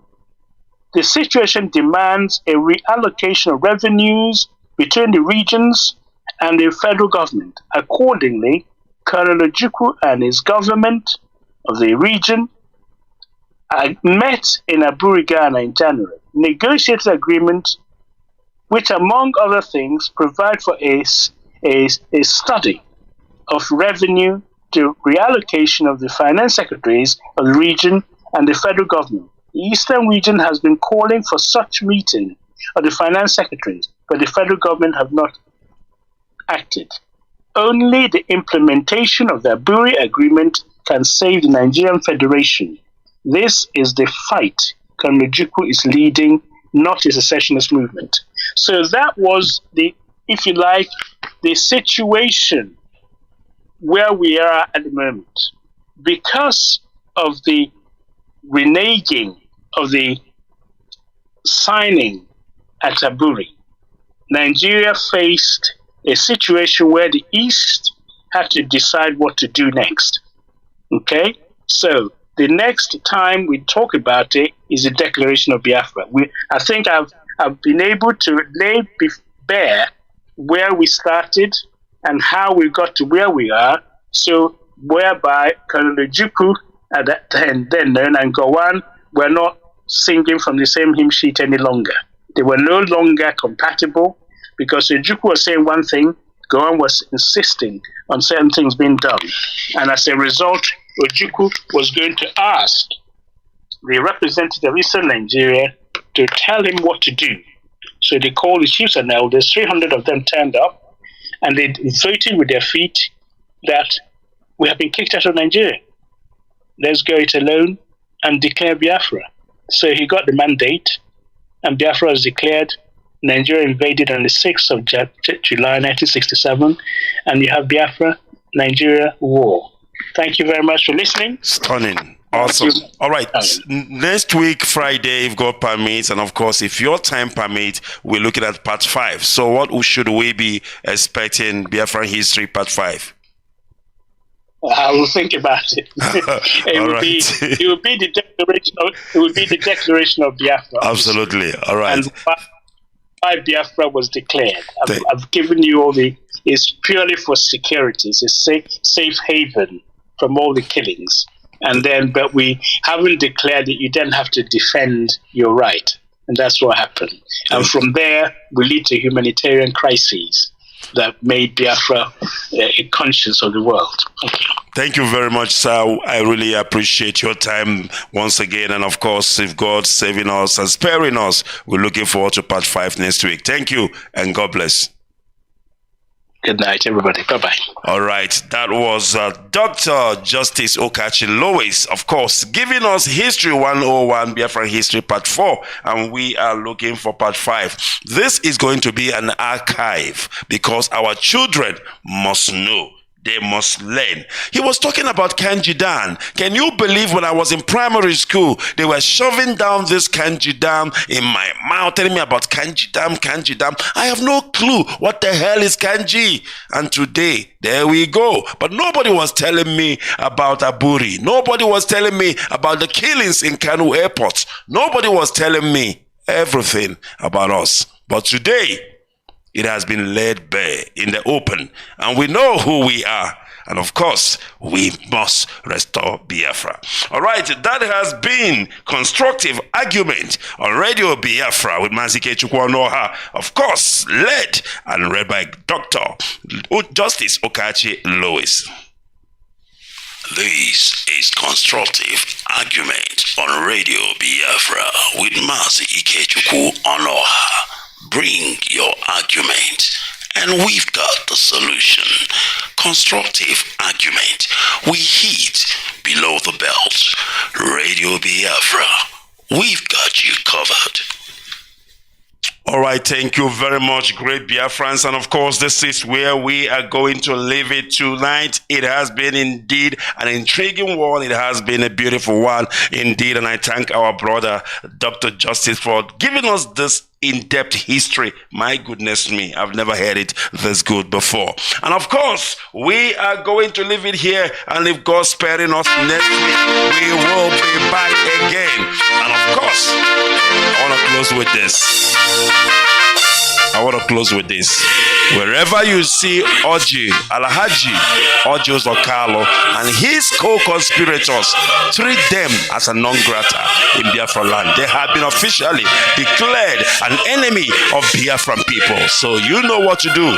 Do the needful. All right. Goodbye. And may God bless Biafra. From me, from here, it is goodbye.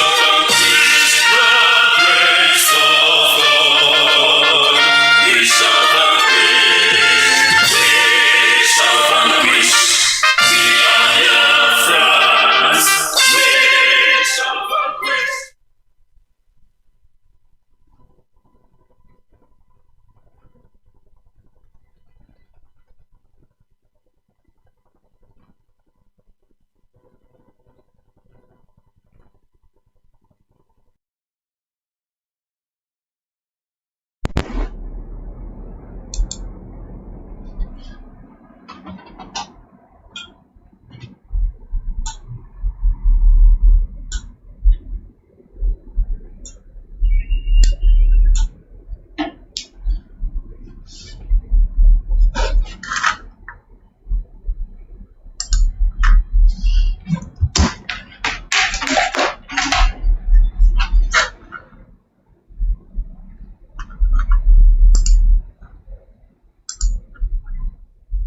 My people, listen.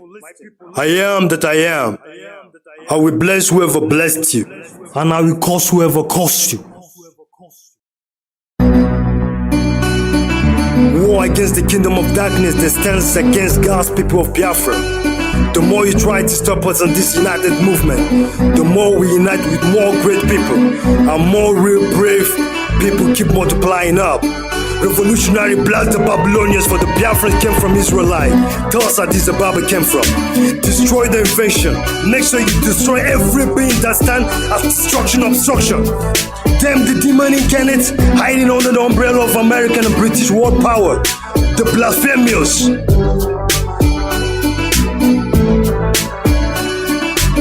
Babylonian surprised how we survived the strike of 1967. Bomb bullet the project. It's hardcore Biafran striving for heaven with psychological object. You can't stop the revolutionary strive. The media life from generation to generation just to fly. But we bring you down with the Biafran necktie. Testify, bonify, 45 Biafran rose with the tools to blow. We've been on perspective points, consuming so many history books. As the years took for us to trace the truth to the roots, they used to roost the home of the brave. Cause we were blinded with white man lies they imposed on our region. We were civilized with the Jewish religion before the white man disease came to Black Gold Kingdom. With their demons, they chained our freedom. We took fortitude for all the pains we passed through. The era of slavery to date bondage. General Dumegu Dike Ojukwu, greatest in charge of all time, retired but never get tired of the struggle he took. Prophet Nnamdi is anointed with the struggle. More nothing to lose. Let the era of IPO be burned till they're all gone to see them no more. Back in the days when I was blind like you, struggling for better days hope. Used to hide from clubs to smoke in the cemetery with my infantry friend dying in conspiracy insurgency. Now time is necessary to pray with my brethren in the territory, for the nation of Biafra must be restored. For our enemies don't deserve the love. For so many scores execute war. The holy language Ishmael lineage understood is shedding of blood. Soon the angels saw way to descend on Babylonia, and the arena of bastard saboteurs trying to be heroes, but they're going down zeros. IPO became with unused skills, broke the code on the globe like virus on control. You don't even know who spoke and poke out your indigenous people already say no to ethanol and tobacco. White men blood, our soul have reconciled with our God for the Biafran exodus. For IPOB don't go for illegal money when their brothers' eye closed, like those hanging out late night like ghosts with useless hope, waiting for brown envelope to kiss your brother's souls. Like when the Biafran fighting Cold War, white Britain shipping Biafran black gold. Ohanese indeed, but mine is dynamic. You will never know who love you the most, and that's why many made wrong choice when presenting them roles. We are untouchable, unstoppable, unseparable folks. We must cross to our promised land of blessing and riches. You can die, rest in pieces, you snitches. Saved by the indigenous witches, for we got the key. Time has come that the land soil will reject you all and your dead bodies. We believe on nobody but Tetragrammaton. For this is the end of Islamic Zoological Republic of Nigeria. It's become the throne of demons since the amalgamation. All the families have soldiered up on the Papa Green land, on Black Boot and Touche. Don't use skill soldier up ever ready to go. For they've wake up dead people from sleep of no return till we get it done. Like a revenge of America of September 11, when God of Israel had a departed soul petition from heaven. So shall he digest it through the hardcore Biafran squad. The way they treat us like a stranger in a fatherland. Good day. Calling on the global world. The way they treat us like a stranger in a fatherland. Good day. Calling on the global world. Make way for Biafra. We suffer multicultural slavery, full ownership to the new world. Britain came in, the game changed, more horrible. Introducing Biafra to ethanol, alcohol, damaged by the system, and tobacco, nicotine causing cancer. Biafra nation was established by Lord Afra, 8500 BC. And Britain came in, destroy our ecosystem king. Lord Lugard for kill our fathers to amalgamate us with Nigeria contraction to be Muslim since 1914. 1929, killing of Aba women riot. For so long they have been killing Biafrans till date. Britain brought them estates to deceive. All they done for us, don't to trace our origin back. They don't give a fuck about our hurt, rather value Biafran words. Don't bomb babies were beheaded, lynched in the street, set ablaze in their homes. Children taken from school and executed with impunity. And guests were taken from their schools to leprosy. And other people with other diseases keep raping them. Beheaded pregnant women were chipped to death, and their unborn babies taken out of their stomach and killed as well. Men and children of all ages Israelis were thrown into the well of less bread, steady screaming, crying for help, but the rest of the world act deaf. The British and Nigerian government feel up dead to afford food with heavy stones. Some were forced to eat fishes and drink urine with no hope. They bombed civilians in the hospitals, markets, churches, and at their homes. Biafra homeland became a rain of skulls and bones. The ever worst war crime in the whole world after the Jewish Holocaust. Still, the blood wasn't enough for the peace warmongers. British sent troops with warplane mortars, grenades, executing innocent blood of Ayakarom in brutal council. Currently, 4 weeks Buhari integrated. He used helicopter and napalm bomb Akwa Ibom coast using AK-47 war guns, shooting Calabar people in the night. All Nigerian armed forces execute IPOB in Aba, in Oiwacha, in Onisha, main bridge in Ukbo. Abakaliki, Dorman land never be exceptional. They rouse and execute many communities in Enugu. 30th May Memorial Day of Fallen Heroes, turn bloody. They broke into the churches with no respect to God. Start arresting, executing people, raping Biafra women. Using Boko Haram trained by Saudi Arabia among their 84 terrorist group. And America did nothing at all. So many unforgiving sin till thy kingdom come. We will never forget this till thy kingdom come. For the properties the states giving us 20 pounds. After warfare, for the welfare of our world, they ripped in pieces, sending us to open new market in the forest with 20 pounds. Now you call it Alaba International Market. An updated Britain who were past and present against Biafra succeeded. Now fought and gotten India succeed from European Union. America said who support freedom of speech only on the lips to black people. Biafran came looking for freedom. We realized American Britain kingdom are ruled by incarnates of demons. No surprise American give the logic to those behind the scopic who make the mechanic blood execution of skulls of 1967 unique people. I know many won't understand it, like magic from aquatic. Take and listen to one of my speech brethren, or make it so fair. Stop corporate news lying to you and your children. Do you ever thought how Islam came into existence? Do you ever thought how Islam came into the place you were living? Do your memory ever connect to how your grandfather's religion was raised? Execute many black skulls before imposing Islam into African region. Out of fear, many souls were submissive to Islam religion. So many souls Muslim rule. Got people real fool about the inferior system Islam religion. It's ever lied told before that Islam is a peaceful religion. This is a paradox they use to cripple Turkey and to see Africa as a land of monkey to mockery. My papa told me Biafran story, so shall I tell my unborn kids about the worry. Watching Biafra documentary issue, reminiscing tears as the years took. Ever gone, it's over if you don't believe worship Tetra Grammaton. You don't deserve to sleep with Biafra Kakadonis. For the Biafran till we're gone.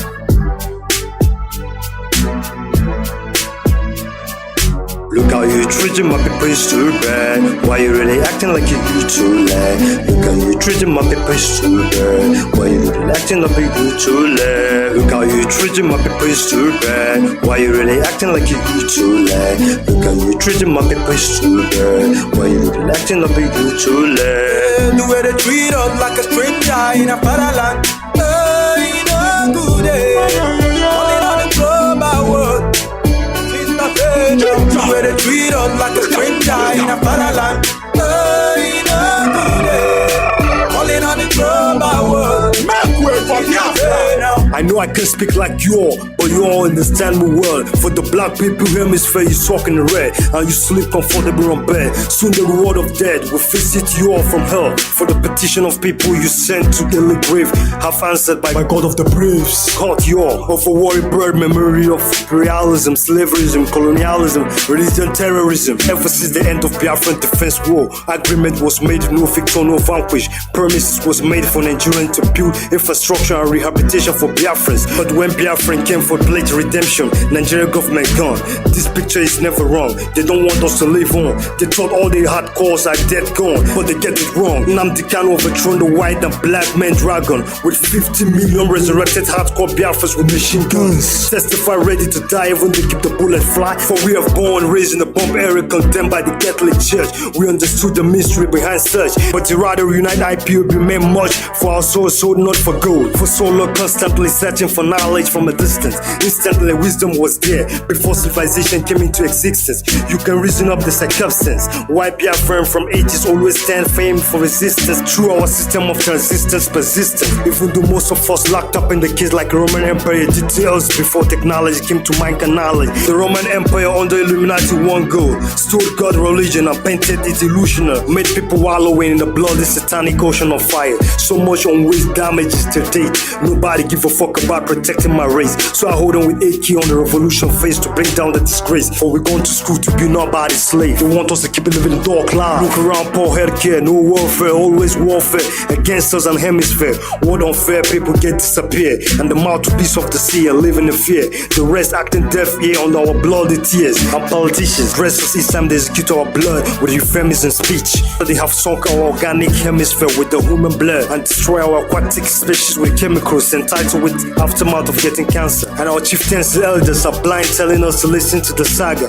Conspiracy going on and laid by the inventories. They infiltrate for us to go for war instantly, with none of the children serving in infantry. Religious war is the reason primarily. African territory has become cemetery for terrorism. We are Muslims executing innocent Christians and Jewish mercilessly. And American power did nothing to Saudi Arabia of sponsoring and supporting 84 terrorist group in the era of 21st century. Only sanction in Russia for Western power to get easy access to all and beyond former USSR geographical territory under their control watch. But we bring the truth out to our people who are still blind of the search, like during the expository essay of the Holocaust of the Jewish. And if you stand in my way of getting freedom through, my tools will blast you so hard it will get next bastard, beautify next to use tiny screw. And I salute to my loyal black boot, to my Biafran revolution crew, standing with my symbolic flag. We Biafran build America. Now people who doesn't know how the basic foundation of United States of America, they migrated from different parts of universal base, enjoying our labor and our sweat,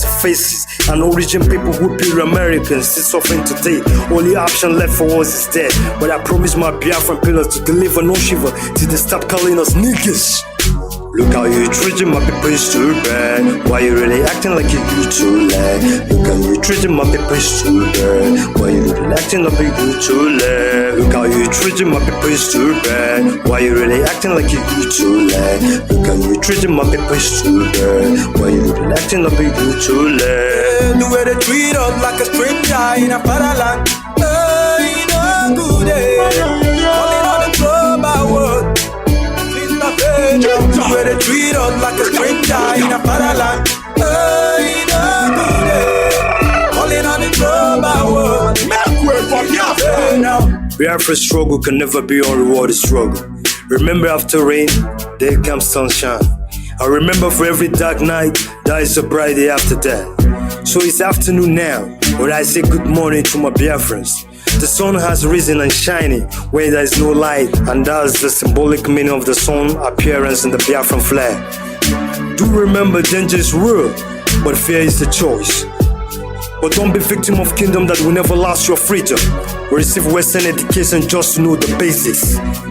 No mortal can change the past, and no mortal can make the future. You are just an instrument to be used by the Universal King. Remember, just like you have the power to manufacture and control minimum and maximum seconds under your wristwatch. There is someone above your origin, creates and has dominion over you, and your strange functional and sectional object you made. So life never comes by chance, it goes to you, a taste. So remain resolute, because when comes confusion, reality becomes illusion. Letter to my Biafrans. The best African revolution ever strategized is the Biafran, one of the world top first-class revolution ever exemplified the history of mankind, ever known to extend the man. Politics and corruption on the hip-hop industry silent my speech, but Biafra brought back my voice to strike and project on the psychological object. So why trying to blame us? So many lies was told to our brothers and sisters that were sold out to slavery. But I'm here to delegate the truth at the time. We did not land on the white man Plymouth land, but the white man landed on black people Plymouth land. So what I'm saying is, we on our own when the white man disease came into our existence, used and ruined so many souls of the black people. But Biafrans are here one more time to restore the real nomenclature of the real mechanism or framework of the true worship of Yahweh, Chukwokika Abiyama. On this revolution project with no mind to accept evolution anymore. This is not voluntary, but it's mandatory only if you realize who you are and what you are as human being. I think no need to tell the rest of the world that we are blessed with the best. So I have sacrificed my life, Biafra or dead. Biafra! What? Fuck all y'all! It's time to go home, brothers and sisters. Biafra, Kakadoni, signing out. Signing out, signing out.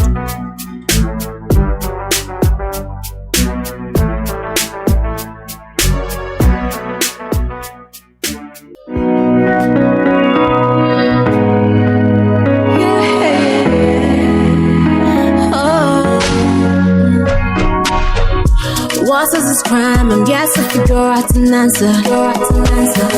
But if it's freedom and they say it's a crime, never mind fighting for it, yeah. I will never bath and I lead. It's gonna lead to my end. Wherever it curls, hit to the curl, no matter the curls, yeah. Free Mazi and Nnamdi Kanu, our freedom fighters worldwide, languishing in prisons and cells for no jails, cast. Free Mazi and Nnamdi Kanu, our prisoners of conscience. Freedom, oh, freedom for all is what we are asking for, yeah.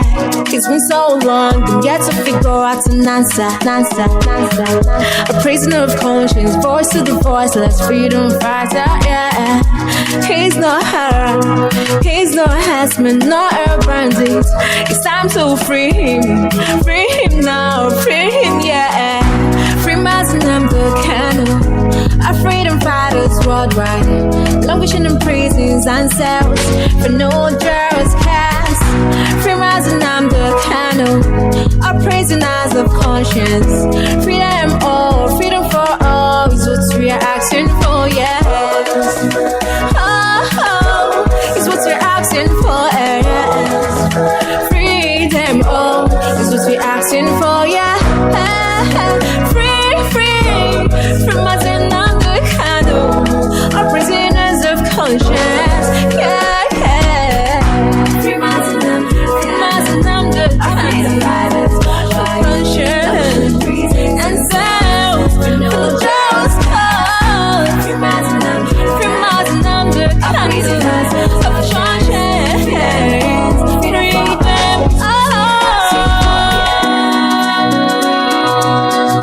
witnessing me.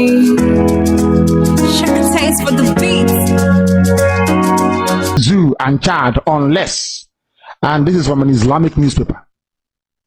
As I told you before, anything you hear on Radio Biafra is correct. I told you on this platform that they will come for you. You see, let me tell you one thing that people don't know because you don't know history. I forgive some of you because in your schools in the zoo they don't teach you anything. I want some people to actually go and sit down and study the history of Islam. Islam is the only religion that has never stopped growing.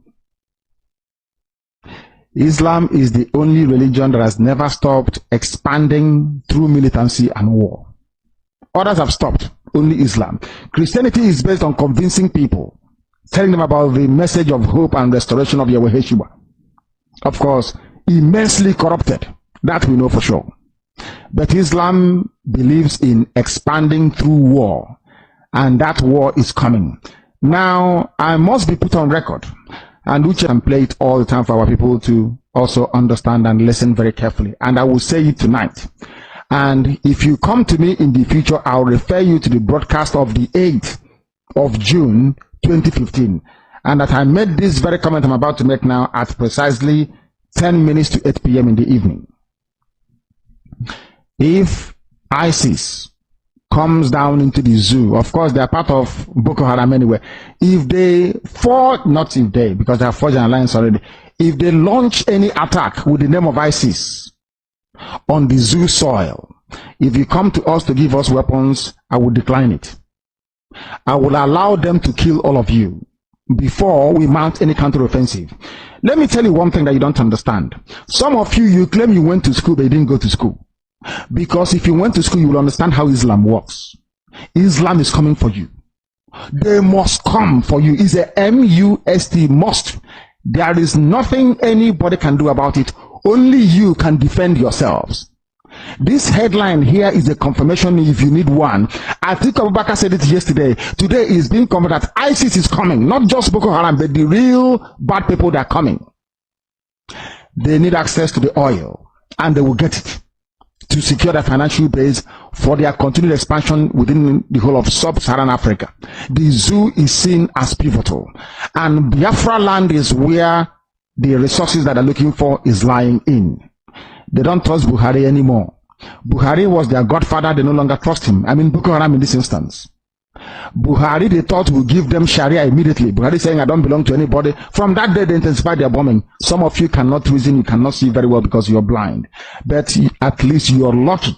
You're listening to Radio Biafra. Very, very lucky indeed. I'm telling you the truth. Or else, I can't fufu in your blindness. It is that darkness we've come to shed light on, that you can see properly. If they enter the zoo, I will not command this army. And I need guns and I have the men. I need guns and I need bullets. That's all we need. And then we win. I have been sounding this warning. I've been telling you, you think we are joking. They are coming. Your mothers will be raped. Your sisters will be married off as slaves. I'm telling you that now. Right as I speak, write it down. Biafra land will be decimated. Unless we equip this army to defend us. If we don't equip our army to defend us, in other words, if we don't march this year, it will be very, very difficult for us to recover. Forget all this nonsense. All these so-called pro-Biafra groups you're saying, HAUSA brought them out to confuse you. HAUSA brought them out. That is why they cannot say what we are saying or do what we're capable of doing. These are HAUSA groups and you are not listening. You are not listening because the devil has gone into all these idols that you worship. The devil has gone inside you to harden your heart, to blind your eyes that you can no longer see. That day I will tell you to remember the broadcast of the 8th of June 2015. I will tell you to go back to it. I need guns and I need weapons.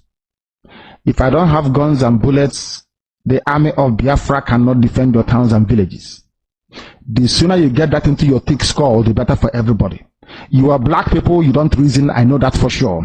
But the sooner you take this very message seriously, the better for everybody. Or else you're finished. ISIS is coming. They will enter the zoo and Chad very, very shortly. Not as Boko Haram, they are coming in as their franchise and as their name dictates. ISIS is coming. If you like, you make haste while the sun is shining, or if you like, you can continue to be dumb and stupid. That is entirely up to you. I won't be there, but you'll be dead anyway. And Radio Biafra will not report it, and nobody will. If you like, you give us guns. If you like, you don't. We are trying to save you, not you saving us. All over the world is ready too. Doctor, let's do this. Greetings. It's from part 4, because the last part we were talking about the killing fields. We mentioned Katsina, we mentioned Kaduna. Today we're going to briefly mention Kanji Dam and Kano. The reason I'm talking about the killings in the north, because it was the actual killings that triggered the declaration of Biafra, because there was no trust for anywhere in Nigeria where the people of Eastern origin could safely call their own without being killed. And if we fail to understand that history, then it's difficult to understand why Biafra was declared. The people will have a different narrative and blame us for being killed. So let me go straight into it. So the reason why I'm going on about it is because it was documented. It's not hearsay. It's not what my relative told me. This was a government-led instruction to be written down in front of a high court judge. Justice Onyuke's tribunal. They recorded the survivors' tale of what happened to them. It took them 49 days. They had evidence from 253 survivors. They exhibited 498 exhibits. They traveled from Enugu, Onitsha, Aba, Port Harcourt, Calabar, Oyo, Ogoja, gathering evidence and detailing and recording them. So no one would turn around and say, this thing didn't happen. This was before we went into Biafran war. So, without further ado, and I urge you all to read it. It's called The Massacre of Ndibo, 1966. So one day it is my hope that every school child, at least in the Biafran setting, would have read it, understood it. So there'll be no more lies about what happened to us. Let me talk about the 4 Ks. I mentioned Kaduna, Katsina. Today's turn is Kanji Dam. Now, where's Kanji Dam? Kanji Dam is around Ilorin, where the Italian firm called Impreglio, SPA, was building a dam for Nigeria to generate electricity. We're still waiting for the electricity in Nigeria. Anyway, so that was back in the 60s. They employed about 6,000 Easterners at this Kanji Dam construction. This was one of the sites of the worst slaughters for people of Eastern origin. This is what happened. It was a combined operation between the police and the civilians. The most important witness was somebody called Clement Obiefuna, who recorded what happened to the situation. So it's not a hearsay, an eyewitness. On the 29th and 30th of September, there was mass killing, which has continued to the worst of them to be in Kanji Dam police station, in front of police station. And this is what happened. A police van was fitted with a loudspeaker. It went round the town, informing any Easterner who wishes to go back to the east to assemble at the police station in order that the necessary arrangement could be made for them to be evacuated. This piece of news, of course, spread, was received with joy for all those of us, according to him, this witness, who wanted to escape. They thought this gesture was, in fact, made in good faith. It was otherwise, as their subsequent experience was to show, was the opposite. So when the remaining Easterners they haven't killed have heard about there will be a possibility of them being evacuated, so they assembled at the police station with all their loads, and they sat down waiting for further instructions for their repatriation. Little did they know that they had come to face their death. So it was, in fact, an appointment with death, according to him, for the next moment. What happened then? A group of unruly Hausas, that's general term for those in the north, appeared once more with their death weapon, chanting war songs, grinning at us, and positioning themselves strategically around the building. After a time, the policemen arrived in great numbers, and they asked us whether we were now ready to go back to the region, to our region. Of course, we joyfully answered yes. Then one of the Hausa civilians stepped out, mockingly asked us if there was anything we could do if he began to shoot at us. Now, before he had time to answer this question, he had already let go of his gun in our midst. So therefore, a frantic scramble to escape ensued. The police participated in the killing of many of us. During this shooting, I lost a relative, Mr. Ralph Nwa BC, who was aged 26, a motor driver with Impreglio SPA Kanji. The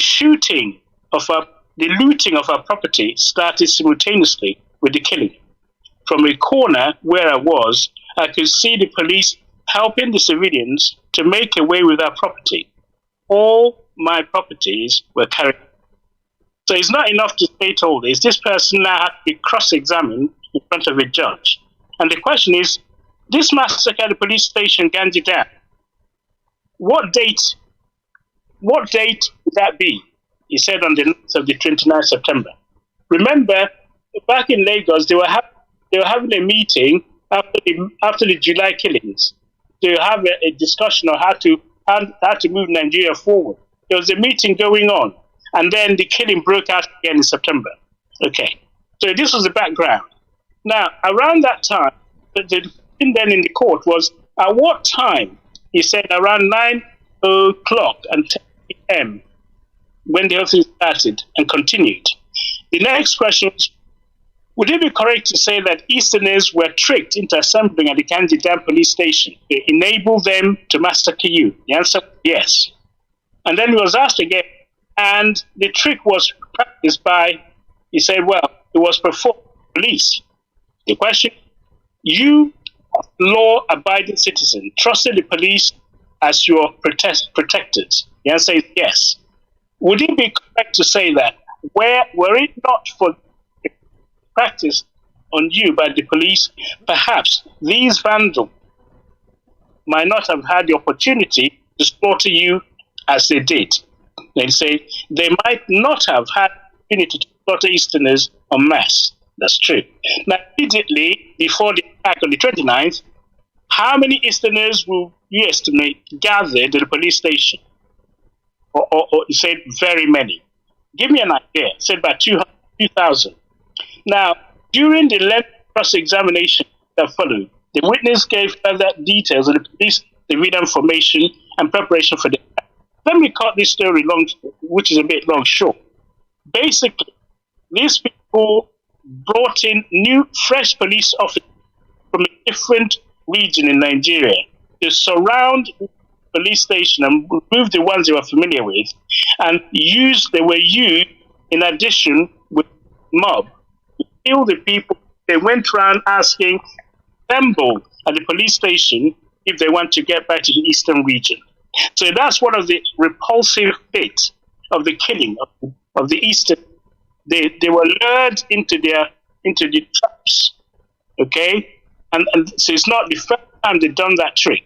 In Kano, which we're going to look at shortly, they use the same trick because they say, oh, the train will be leaving such and such a date, so you all gather, and the act made it easier for them to slaughter many more, okay? So that's the trick was being used, and the tribunal uncovered this. So the next, I'm going to move now to Kano at the time. Kano, as you know, is it's a very, very busy ancient city in the north. It has a national airport. Okay? So this one was witness called Okpawa, your pardon, P.I. Okpawa. Is witness number 125. So what happened to him? He said, I was shot from the back. They raised the occiput, which is the back of your head, back of your skull. And he fell down and lost consciousness for a time. Had that bullet gone a little deeper, his brain would have been, of course, blown out, and he would have died on the spot. On the other hand, had the wound been a shade slight or less, then he would have lived, and he would not have lost consciousness, and of course the army would have come and shot him like other people. So this is the part of the story which he told us that happened to him in Kano. He said, one soldier ordered us outside and asked me, this was in the actual airport when they appeared. The other story was that all the big wigs, they came with their white aguada, all the politicians,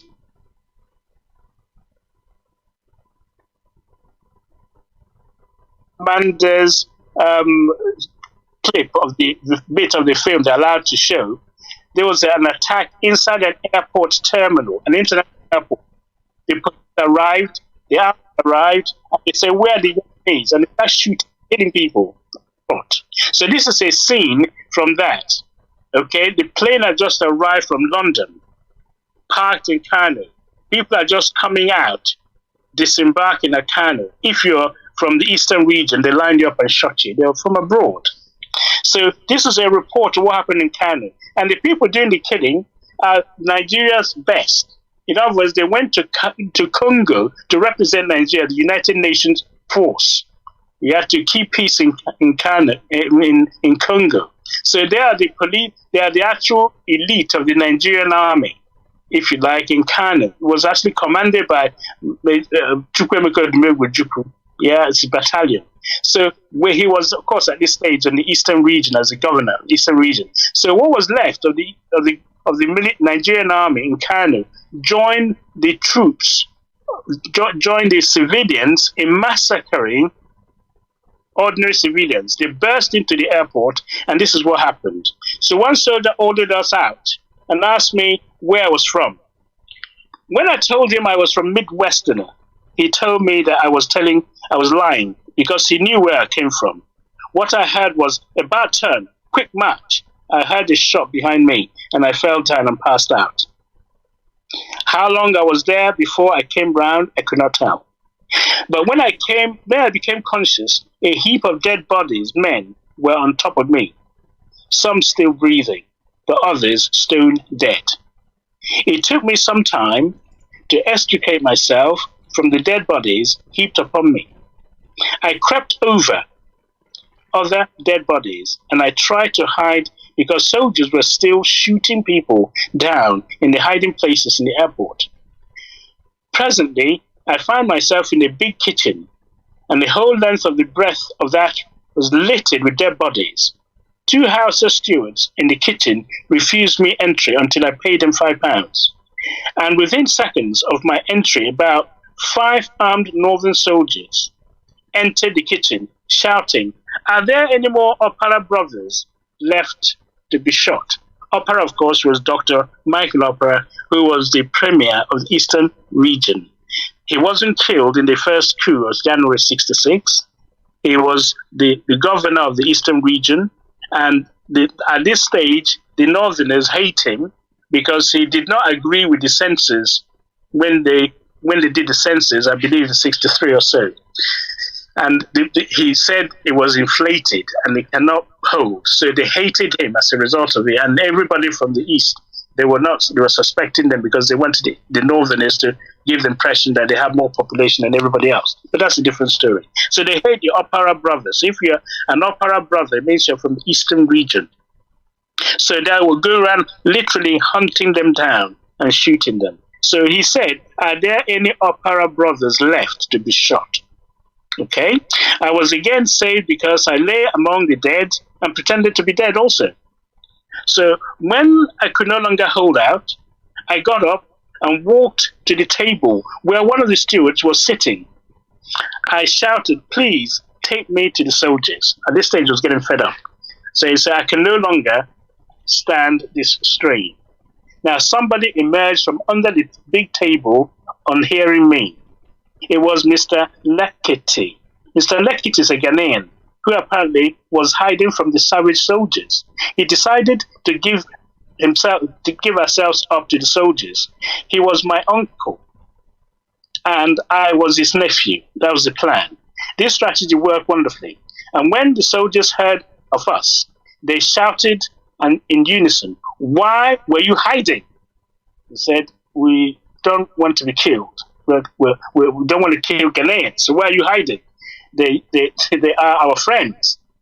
Yorubas, Efiks, all are our friends. We are after Opera's brothers." So they're specific. If you're wondering about the definition of genocide, you would normally target a specific ethnic group. So this is an example of it, soldiers themselves declaring that they're after Opera's brothers. Now, we are going to finish them off, he said. They took us upstairs where we saw more dead bodies, some of whom I recognized. Now, Mr. Lekiti and myself gave the soldiers £10 for drink. They drank until 6:30 a.m. the following morning. This happened at night. which was the 2nd of October. The reason why they trapped so many people was the 1st of October, which is an Independence Day, which is a celebration, like a holiday. So people are returning and traveling. So the airport was full of those who are arriving, those who are departing. So they pounced on all the people of the Eastern origin or Opara brothers. Now, these soldiers had some harsh things to say about Opara and Igbos. Opara was their arch enemy, who must be destroyed. Why did they kill our leaders while Opera, Zik, Osadebe were left out? You can wonder who Osadebe is. Osadebe was the one who was the governor of the Midwest, and his name suggests is Igbo. Zik, of course, Azikiwe, who was the president, was like a queen equivalent of the first Republic of Nigeria at the time. He wasn't in charge, but he was the first, he was like the queen, the governor general equivalent. So you have Opara, who is Igbo, Zik, who is Igbo, and Osadebe, who is Igbo. They were left out of the January 15 coup. And this was really irking them and really annoying them so much that they want to kill everybody who is from Igbo. Okay, so Mbadive, they said, was the only Igbo man who would be spared on this march to Eastern region. So we're already planning to march to Eastern region. Okay, so this killing was happening in September, end of September, first week of October, 1966. They are planning to march to Eastern region because he was a good man. They'd say Mbadiwe is the one who had the opportunity to make Enugu an international airport. Instead, he messed up and moved it to the north, as usual. Now, all other Igbos must be destroyed. Of course, that's the impression they give. If you're good to them, then they try and spare you for the time being until they get to you in the end. Now, at 7 a.m. that same Sunday morning, they asked Mr. Lekiti and myself to get ready because we are going to show you how we have dealt with Opera brothers and sisters. So the soldiers took Mr. Okwawa, who was pretending to be the nephew of Mr. Lekiti, who's a Ghanaian. They took us to the railway station in an armed Land Rover, and there we saw a sight which I would never live to see again to my dying day. Over 600 men, women, and children have been mowed down. They have been killed while they were waiting for a train to take them to our region.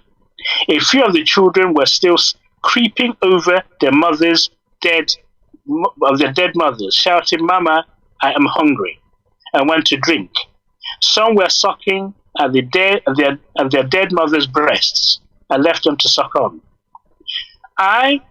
It should be borne in mind that 3 days earlier, this is the annoying bit, 3 days earlier, before this unprecedented massacre, it was announced over the Radio Kaduna, so-called Radio Fusion Kaduna network, that a passenger train would be leaving Kano for Eastern region on the 2nd of October, and that all those wishing to travel should report to on 1st of October at the railway station. Of course, over 700 Igbos packed to the railway station. The announcement was made by, guess who? A Mr. T. George. Mr. T. George is a senior train officer who incidentally is a native of Idoma. He was educated at Methodist College in Uzakoli. So he was a member of the Nasarawa Club and attended all the meetings where they made the decision to kill all the Igbos in the north. Now, when all the Igbos had entered the railway station, he ordered that the gates should be locked, so they couldn't get out. They drove us to the local running shed. So I just showed the background. We tell you what happened at the Kanji Dam. The police went to the siren. Everybody who wants to go, come to the police station. Here, they made on the radio Kaduna very popular by somebody who they are familiar, hearing their voice, someone from Idoma, who was at the Uzakoli, which is in the east, where he schooled. So his voice is familiar in order to lure all those Easterners who want to travel back to the east. 700 of them descended. They went to pack their things and go on the bank holiday, which was on the 1st of October, and they were mown down. Okay? So these people say, I want to stop there for now, because that's the experience that was going on in Kano. So this guy, of course, eventually managed to escape and got home, and this bullet was fished out from his skull, and he lived to tell the tale.